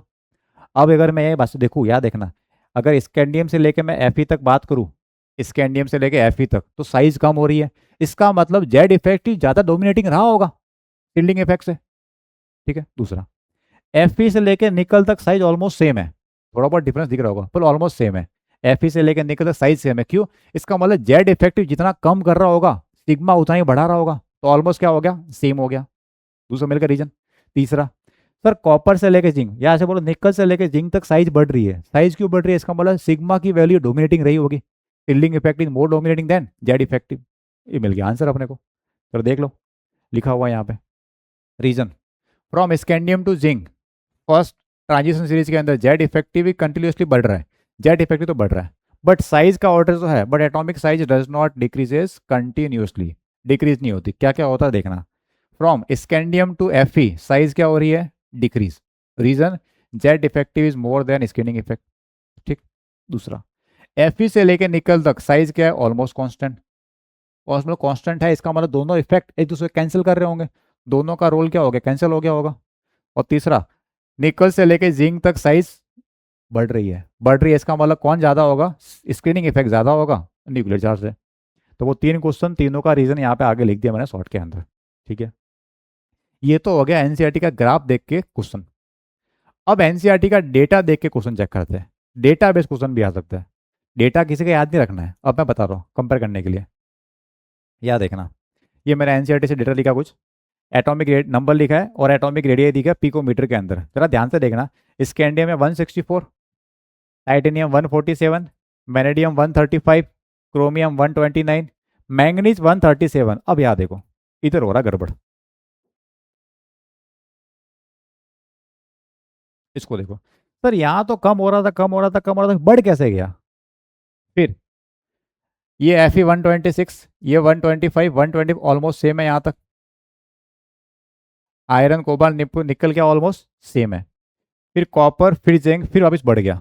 जिंक की वैल्यू क्या हो रही है, वापस बढ़ रही है। तो सर ग्राफ में तो आपने कहा था कि सर स्कैंडियम से लेके एफ तक कम होता है, एम कैसे बढ़ गया। यही तो इंपॉर्टेंट क्वेश्चन है। ग्राफ, ये जो ग्राफ बनाया ये कहा गया, ये ग्राफ एनसीईआरटी का ही है, मेरा खुद का नहीं है, किसी बुक का नहीं है, एनसीईआरटी ग्राफ है ये। तो ग्राफ में मेंशन कैसे लग रहा है कि एम जो दिख रहा है वैसे ही है, ऊपर नहीं है, उसी तरह से है। तो क्वेश्चन किस तरह से पूछ रहा है अपन को उसके अकॉर्डिंग आंसर देना होता है। अब ग्राफिकल रिप्रेजेंटेशन के अकॉर्डिंग तीन क्वेश्चन बन सकते थे, तीनों बता दिए मैंने। डेटा बेस्ड क्वेश्चन पूछना चाहे तो वो बता रहा हूँ मैं तुम्हें। मैं हर तरह से क्वेश्चन कैसे पूछ सकता हूँ उसका आंसर बता रहा हूँ मैं तुम्हें। तो डेटा बेस क्या हो रहा है कि सर कम होना चाहिए, कम होना चाहिए, कम होना चाहिए, लेकिन ये भी तो कम होना चाहिए था। अरे मैंगनीज की साइज क्रोमियम से कम होनी चाहिए, ग्राफ देखने से ही लग रहा था, लेकिन एक्चुअल साइज क्या है, उससे ज्यादा है। तो इनकी सेम होनी चाहिए, हाँ ऑलमोस्ट सेम है। बढ़नी चाहिए, हाँ सर बढ़ रहा है, लेकिन ये ऐसा क्यों है। सिंपल इसका रीजन है, मेरे ख्याल से तो इसका आंसर तुम दे सकते हो कि क्रोमियम से, क्वेश्चन क्या सुन लो, क्रोमियम से मैंगनीज की साइज ज्यादा क्यों है। मैं लिख देता हूँ यहाँ पे, तुम मुझे कमेंट करके बताओगे क्वेश्चन क्या है। वाई, वाई, अरे why metallic size of manganese more than chromium, chromium से ज़्यादा साइज मैंगनीज की क्यों होगी इस डेटा के अकॉर्डिंग। डेटा तो ये है, आंसर चाहिए मेरे को। देखो मेंस वाले नीट वाले तो याद कर देना कि ज़्यादा है, तो जे एडवांस की प्रिपरेशन कर रहे हो उनको मैं कह रहा हूँ स्पेशली। इसका आंसर थोड़ा सोचो, आंसर मिल जाएगा। अगर तुम पहले के मेरे सब वीडियो देखते हुए आ रहे हो तो तुम्हें आंसर इसका मिल जाएगा। देखने के साथ समझ भी रहे हो तो आंसर मिल जाएगा। एक और क्वेश्चन पूछ रहा हूँ मैं, एक और दूसरा question. Why metallic size of इधर zinc is more than copper, zinc की साइज कॉपर से यहाँ पे क्यों बढ़ी। एक क्वेश्चन ये पूछा मैंने तुमसे, समझ गए। ये क्वेश्चन मैं तुम्हारे लिए रख रहा हूँ, मुझे लग रहा है कि तुम कर दोगे। फिर भी नहीं करो तो कोई दिक्कत नहीं है। अब देखो आंसर कहाँ से मिलेगा इसका तुम्हें, तुम्हारे पास ऑप्शन है गूगल पे टाइप कर दोगे, तुम सर्च कर दोगे। बट मैं रिकमेंड करूंगा, एआई के आंसर पे ट्रस्ट मत करना। किसी ऑथेंटिक वेबसाइट से अगर कोई आ रहा है तो ट्रस्ट कर देना उसके रीजन को। बट एआई को मैं अभी अवॉइड करने का बोलूँगा, क्योंकि अभी एआई पे काम चल रहा है, अभी इतना डेवलप नहीं है कि वो हर चीज़ को एक्सप्लेन कर पाए ढंग से। तो ट्रस्ट मत करना, ऑथेंटिक वेबसाइट है वहाँ से कर सकते हो। तो सर कहाँ से मिलेगा, सबसे बेस्ट सोर्स है बुक। बुक पढ़ना शुरू करो, वहाँ तुम्हें रीज़न मिल जाएगा, ऑलमोस्ट सब बुक में लिखा हुआ है, सब बुक में मिल जाएगा तुम्हें रीज़न कि इसकी साइज ज़्यादा क्यों है, इसकी साइज ज़्यादा क्यों है। दो क्वेश्चन मैंने पूछे। या फिर एक और काम तुम कर सकते हो, तुम जिससे पढ़ रहे हो स्कूल में या तुम्हारे कोचिंग के अंदर, उनको पूछ लो कि सर साइज ज़्यादा है, ये डेटा ले जाओ उनको एनसीईआरटी का कि सर एनसीईआरटी में डेटा दे रखा है। अच्छा डेटा ये 11 में नहीं है, ये जो डेटा दे रखा है 12 के एनसीईआरटी में दिया हुआ है, वहाँ से उठाया मैंने इसको। ठीक है, तो उनको बोलो सर ये ज़्यादा क्यों है, वो बता देंगे तुम्हें रीज़न। सिंपल क्वेश्चन है। मैं चाहूँगा पहले तुम आंसर कमेंट करो, तुमसे नहीं हो रहा है तो बुक से या तुम्हारे कोचिंग के टीचर को पूछ लो कि सर मैं घर पे पढ़ रहा था, डेटा देखा मैंने, इस डेटा के अकॉर्डिंग सर इसका रीज़न चाहिए मेरे को। क्या करना है, रीज़न तुम्हें मेरे को आंसर में कमेंट करना है। ठीक है, चले आगे। अगर नहीं आए तो मेरे से पूछ देना बाद में। ठीक, अब आगे चलते हैं इसको और इसी को आगे समझते हैं। क्या है लेंथेनाइट कॉन्ट्रैक्शन, ये जो चल रहा था क्यों हुआ वो देखना। अब मैं रीजन बता रहा हूँ कि अभी क्या चल रहा था। ट्रांजिशन एलिमेंट है ये थर्ड वाला, 3D सीरीज की बात कर दी। अब फोर्थ एक्सेप्शन चल रहा है अपने पास, क्या, लेंथेनाइट कॉन्ट्रैक्शन। वो क्या था कि ये जो 4D सीरीज है ये है 3D सीरीज, ये 4D सीरीज, ये है 5D सीरीज, और यहाँ पे ये एटॉमिक नंबर यहाँ होता है लेंथेनम La, और यहाँ पे बीच में है 14 एलिमेंट्स एफ ब्लॉक के। ठीक है, अब क्या हो रहा है, 3D से 4D की तरफ मूव कर रहे हैं, साइज बढ़नी चाहिए, टॉप से बॉटम जाने पे साइज बढ़ती है, बोलो हाय आना, बढ़ती है, हाँ। तो 4D से 5D साइज बढ़नी चाहिए कि नहीं बढ़नी चाहिए, बढ़नी चाहिए, लेकिन नहीं बढ़ती। यही है अपना ट्रांजिशन कॉन्ट्रैक्शन। मतलब 3D से 4D की तरफ मूव करने पे साइज बढ़नी चाहिए थी, साइज बढ़ जाती है, तो एक्सेप्शन नहीं है। लेकिन 4D के एलिमेंट से 5D की तरफ मूव कर रहा हूँ मैं, साइज बढ़नी चाहिए थी लेकिन साइज सेम है, नहीं बढ़ रही, ये एक्सेप्शन है। रीजन क्या है, लेंथेनॉइड कॉन्ट्रैक्शन। क्या चीज़ है, सुन लो, पहले पहले सुन लो कि जैसे ये एलिमेंट शुरू हो रहे हैं हाफनियम से, तो हाफनियम से पहले लेंथेनम और हाफनियम के बीच में 14 एलिमेंट्स है जो एफ ब्लॉक के हैं। तो हाफनियम से पहले क्या आ गया, 14 एलिमेंट्स बीच में आ गए। और जब भी कोई बीच में आता है दिक्कत होती है, इसलिए कभी किसी को बीच में नहीं आना चाहिए, मत आओ प्लीज। तो हाफनियम से पहले क्या हो गए, 14 एलिमेंट्स बीच में आ गए। उन बीच में आने से क्या होगा, 14 के अंदर इलेक्ट्रॉन कहाँ जा रहा है, ऐप के, या तो ऐप में जाएगा। और ऐप की सील्डिंग क्या होती है, बहुत ज़्यादा पुअर होती है, और पुअर सील्डिंग की होने से जेड इफेक्टिव बढ़ जाएगा। जेड इफेक्टिव बढ़ गया तो साइज को कम कर देगा। तो सेल के बढ़ने से साइज बढ़ी थी, लेकिन जेड इफेक्टिव के बढ़ने से साइज कम हो गई, तो जितनी बढ़ी उतनी कम हो गई। वापिस सुन लो, वापिस सुन लो। हाफनियम से पहले एफ ब्लॉक के 14 एलिमेंट्स आ गए, और एफ ब्लॉक के है तो इलेक्ट्रॉन किस में फिल हो रहा होगा, F1 से लेके F14 तक एफ ऑर्बिटल के अंदर फिल हो रहा होगा। एफ ऑर्बिटल की सील्डिंग क्या होती है, पुअर सील्डिंग है, और पुअर सील्डिंग होने की वजह से क्या होगा, तो जेड इफेक्टिव ज़्यादा होगा, और जेड इफेक्टिव अगर ज़्यादा है तो साइज को कम करेगा। ये ठीक है, और 4D से 5D जाने पे एक्स्ट्रा सेल आई है तो साइज को बढ़ाया, सेल के बढ़ने से साइज बढ़ी, जेड इफेक्टिव के बढ़ने से साइज कम होगी, तो इक्वल आ गया। तो इसका मतलब 4D 5D की साइज ऑलमोस्ट सेम आ गई, उसी को बोलते हैं अपन लेंथेनॉइड कॉन्ट्रैक्शन। अंडरस्टूड। चलो यहाँ पे, when we move from 4D to 5D series vertical down, atomic size after lanthanide La do not increases, बढ़ती नहीं है, या तो सेम होगी, कहीं कहीं पे कम भी हो जाती है, रैदर स्लाइटली डिक्रीजेज, कहीं कहीं पे क्या हो जाती है, कम हो जाती है, और रिमेन्स नियरली सेम। अब किस में कम है किस में ज़्यादा वो अपने को याद नहीं रखना, वो एग्जाम में अपना बोलेगा। This effect is called lanthanoid contraction. Important part है, इसका इफेक्ट आगे भी आएगा, जब पढ़ेंगे अपन आयोनाइजेशन एंथैल्पी, उधर भी काम आएगा। तो क्या था, 4D से 5D की तरफ मूव करने पे साइज बढ़नी चाहिए थी लेकिन नहीं बढ़ती, या तो साइज कांस्टेंट रहती है या कहीं कहीं पे कम भी हो जाती है।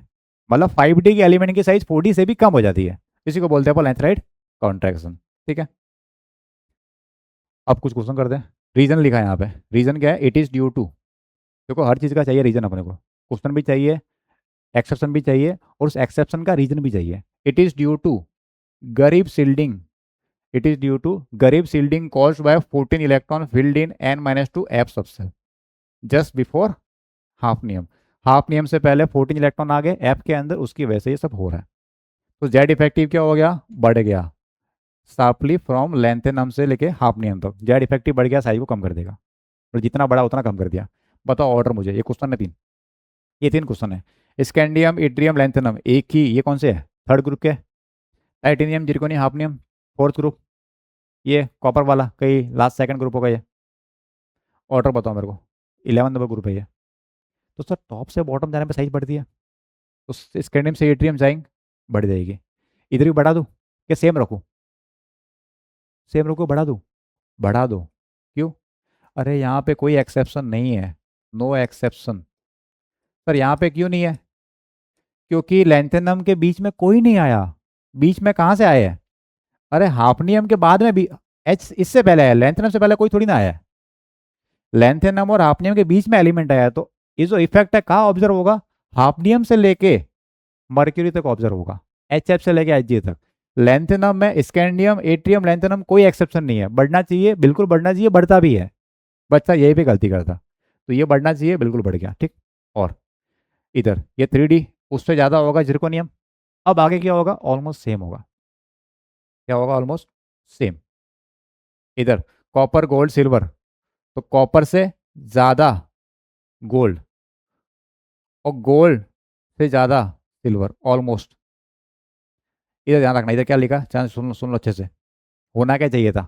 होना ये चाहिए था, इधर देखो, कॉपर सिल्वर गोल्ड है, कॉपर उससे बड़ा सिल्वर, और सिल्वर गोल्ड सेम होना चाहिए, लेकिन सिल्वर की साइज थोड़ी सी कम हो जाती है। सॉरी, उल्टा बोल दिया मैंने, गोल्ड की साइज सिल्वर थोड़ी सी कम हो जाती है। तो कॉपर उससे बड़ा गोल्ड, उससे बड़ा सिल्वर, कॉपर उससे बड़ा गोल्ड, उससे बड़ा सिल्वर। अब सुन लो, क्वेश्चन अगर आ रहा है, सुनना, इसमें क्वेश्चन कैसे कैसे पूछ सकते हैं। Why atomic size of silver is nearly same as gold, तब भी आंसर यही है, लेंसराइड कॉन्ट्रैक्शन। दूसरा क्वेश्चन, क्वेश्चन ऐसे पूछे, why atomic size of silver is slightly more than पूछे, या ऑलमोस्ट इक्वल बोले, कुछ भी पूछ ले, आंसर सबका एक ही है, लेंथ एंड कॉन्ट्रैक्शन। समझ गए? अगर 4D 5D में एटॉमिक रेडियस कोई भी क्वेश्चन पूछ रहा है कि इससे ज्यादा क्यों है थोड़ी सी, या सेम क्यों है, या थोड़ी कम क्यों है, कुछ भी हो, सबका आंसर क्या लगाना है इसके अंदर? Length and contraction. अब जैसे यहाँ पे क्या है, गोल्ड की साइज सिल्वर से कम हो जाती है, reason lanthanide contraction. Question पूछे इक्वल क्यों है, तब भी ये आंसर देना है, ठीक है। अब किसकी कम है किसकी ज्यादा वो याद नहीं रखना, तुम्हें जो जो एग्जाम्पल मैं करा रहा हूँ वही करना, तुम्हें क्वेश्चन वही जाएगा, उसके अलावा कुछ नहीं करना तुम्हें, ठीक। और देखो, और तो ये ऑर्डर क्या आ गया, 3D से ज़्यादा साइज किसकी? 4D की, और 4D 5D almost same, third B का मतलब थर्ड ग्रुप। ये वाला ग्राफ क्लियर हो गया? 4D 5D पास पास में क्यों दिख रहे हैं? क्यों? लेंथोनाइड कॉन्ट्रैक्शन। 4 एक्सेप्शन हो गए, आगे चलते हैं। अब नेक्स्ट, अब कुछ ट्रेंड है जो तुम्हें याद रखने हैं, ठीक है, एग्जाम पॉइंट ऑफ व्यू से। अब ये अगर टॉपिक जो पढ़ा होगा तो ही तुम आंसर दे पाओगे, वरना तुम नहीं कर पाओगे, लॉजिक से करने जाओगे तो नहीं होगा। क्या है? In the direction of arrow atomic size increases, जो लिख रखा है उसको सुनना। एरो जिस डायरेक्शन में उसकी साइज बढ़ रही है, मतलब बेरिलियम से लिथियम की साइज में लिथियम बढ़ा है, एटम नहीं है, आयन है। ध्यान से देखना, ये एटम की बात नहीं हो रही है, आयन की बात हो रही है। और लिथियम आयन से लेके मैं मूव कर रहा सीजियम की तरफ, तो बढ़ रही है। मतलब एरो जिधर जा रहा है उधर तुम भी जाओ, एरो जिधर जा रहा है उधर तुम भी जाओ, साइज बढ़ जाएगी। तो सर एक काम करो, मुझे इनका अरेंजमेंट चाहिए, इन सब का, इनको मुझे अरेंज करके बताओ कि इनमें सबसे बड़ा कौन है, सबसे छोटा कौन है, इनका ऑर्डर क्या आएगा। समझ रहे हो? इनको मुझे अरेंज करना है। तो एरो की डायरेक्शन में साइज बढ़ रही है, ये तो लिखा है, बढ़ रही है, ठीक है।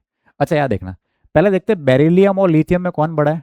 तो लिथियम बड़ा है, एरो लिथियम की तरफ है, मतलब बेरिलियम छोटा है, ठीक। बेरिलियम और सोडियम में देखो, बेरिलियम आयन और सोडियम आयन में कौन है? सोडियम बड़ा सर, एरो सोडियम की तरफ है। अच्छा बेरिलियम और मैग्नीशियम में देखो, एरो नीचे जाने पे बढ़ रहा है, मतलब मैग्नीशियम बड़ा है। बेरिलियम और एल्यूमिनियम में एरो एल्यूमिनियम की तरफ है, मतलब बेरिलियम छोटा है। तो कुछ भी कर लो, छोटा कौन है सबसे छोटा? Be+2, एटॉमिक साइज का, एटॉमिक नहीं बोलेंगे, आयनिक बोलेंगे।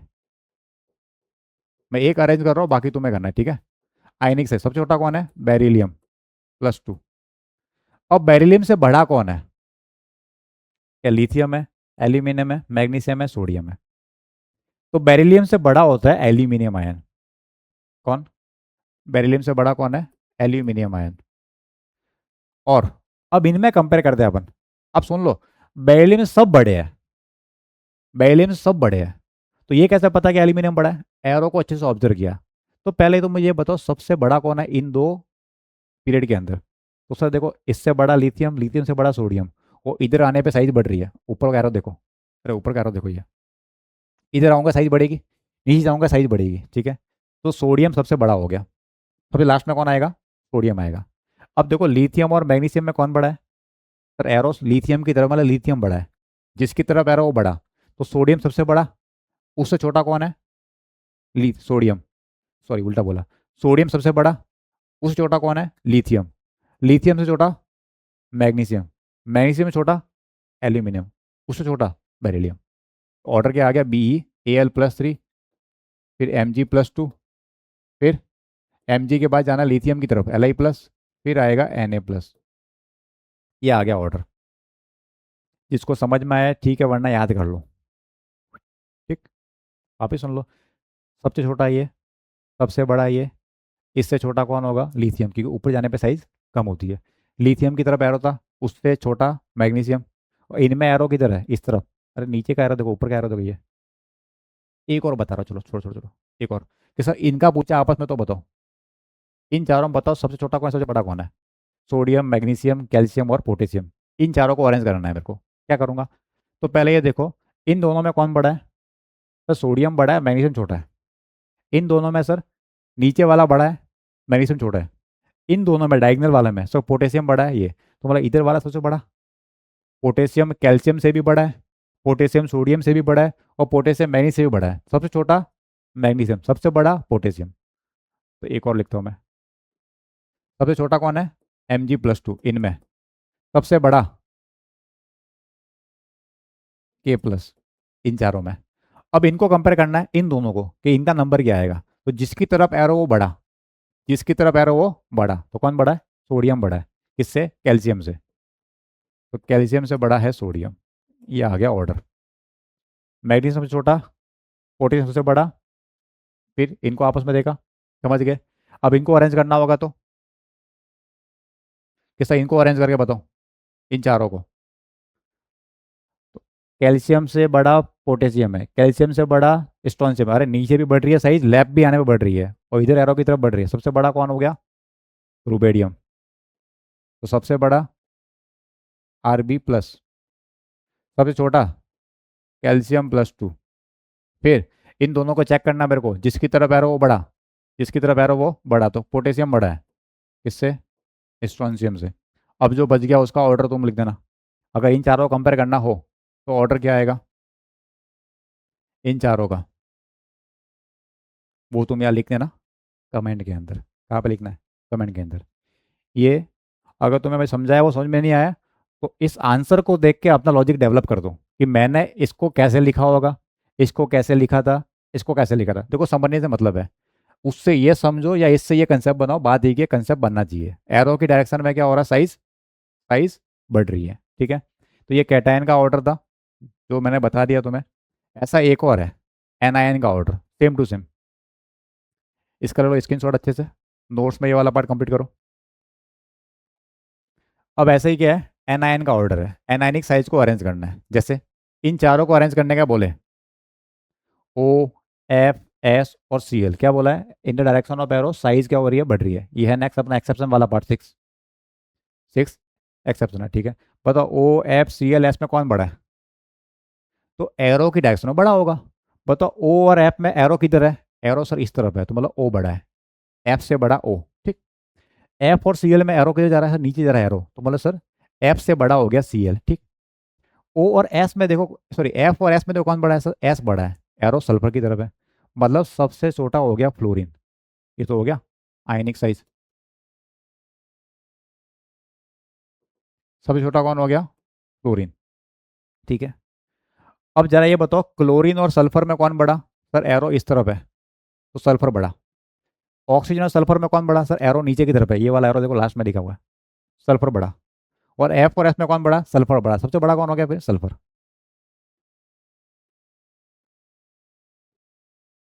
अब सर बच गया ओ और सी एल, ऑक्सीजन और क्लोरीन।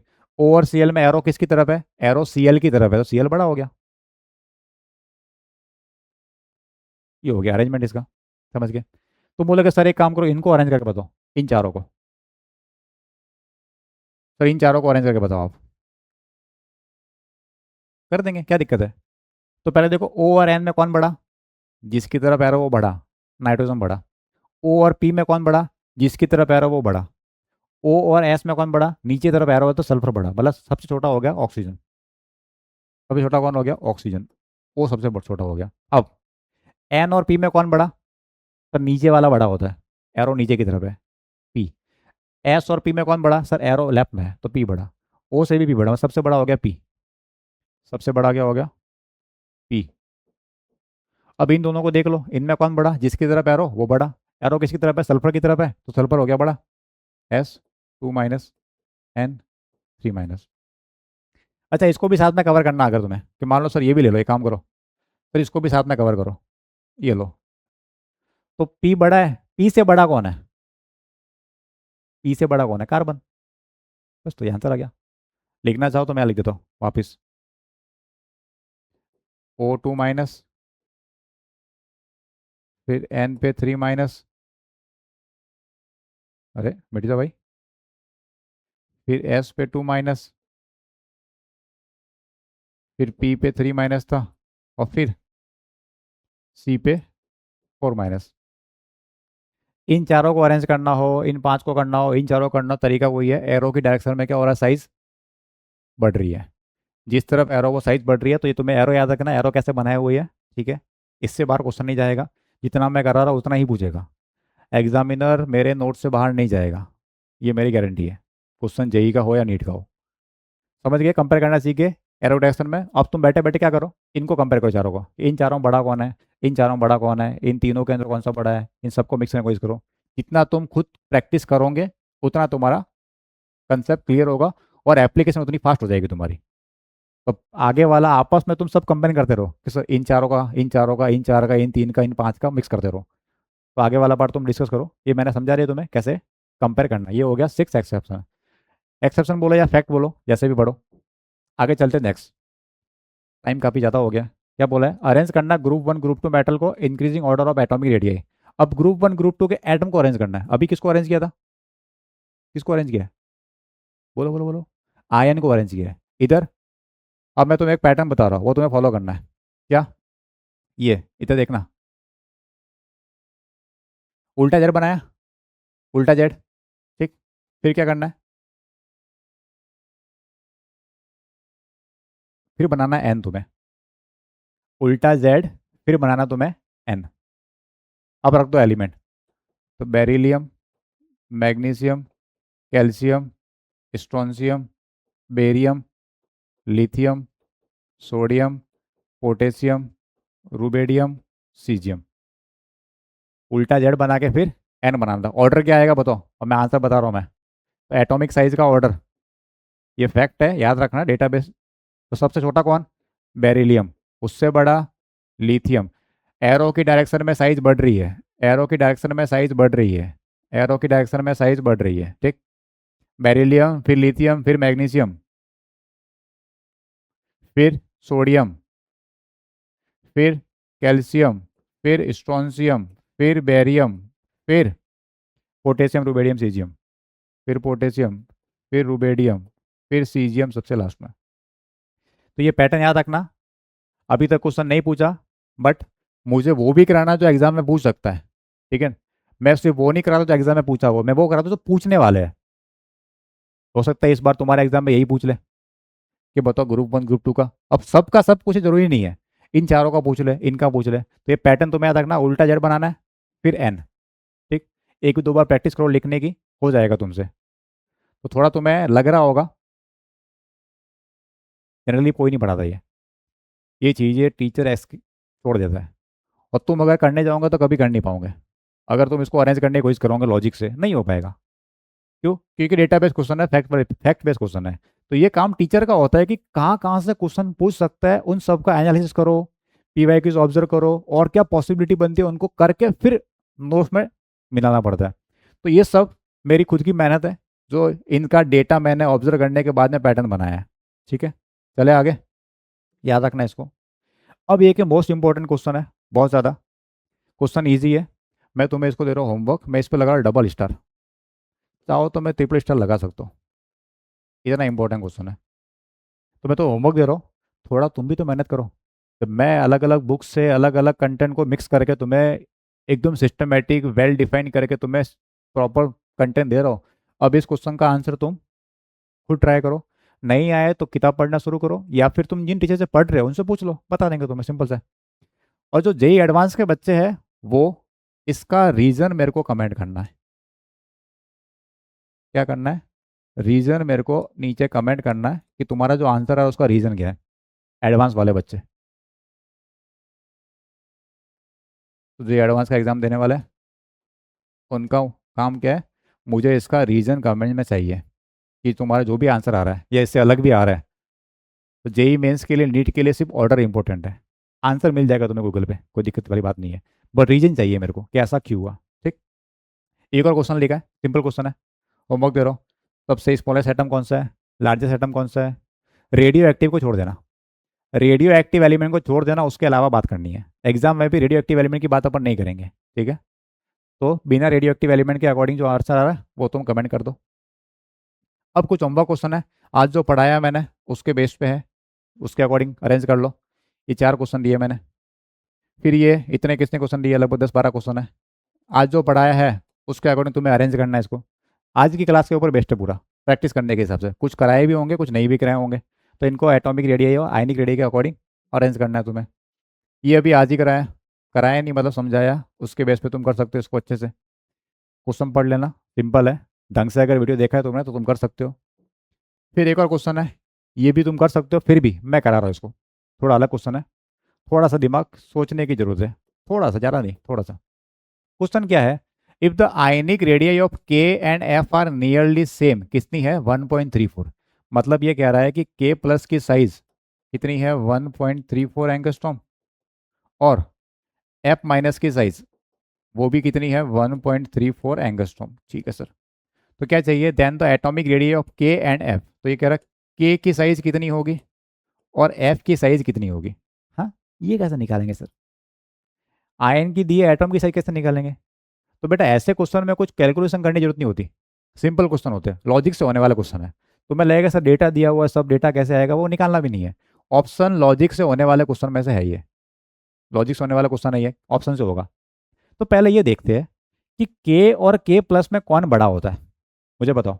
के और के प्लस में किसकी साइज बड़ी होती है, एटम की या कैटायन की, बोलो, अरे बताओ, कमेंट करो। एटम और कैटायन में कौन बड़ा होता है, सर एटम की साइज बड़ी होती है कैटायन से, ठीक। और एनायन और एटम में कौन बड़ा होता है, बोलो। ये एटम की फॉर्म में, ये आयन की फॉर्म में, ये एनायन है, एनायन और एटम में कौन बड़ा होता है सर, सर एनायन बड़ा होता है।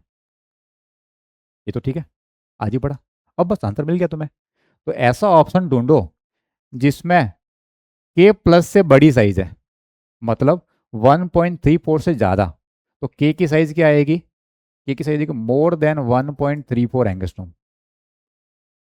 अरे के प्लस से के बड़ा होगा ना, अरे वही तो लिखा है यहाँ पे, तो इसका मतलब 1.34 से ज़्यादा आएगी, ठीक।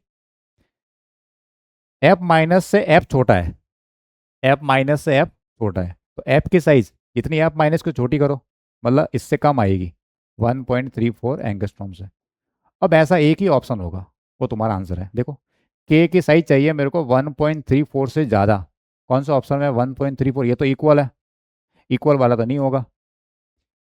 पहले के लिखा ना, 0.72 कम होगी सर, कम भी नहीं होगी, ज़्यादा सर, हाँ या ज़्यादा दिख रही है या ज़्यादा दिख रही है, ये हो सकता है। दूसरा, एफ की साइज 1.34 से कम होनी चाहिए, इससे कम, इससे कम इसमें दिख रही है, तो ऑप्शन सी। और ये सेम है इसलिए यहाँ से गलती होगी, गलत हो गया।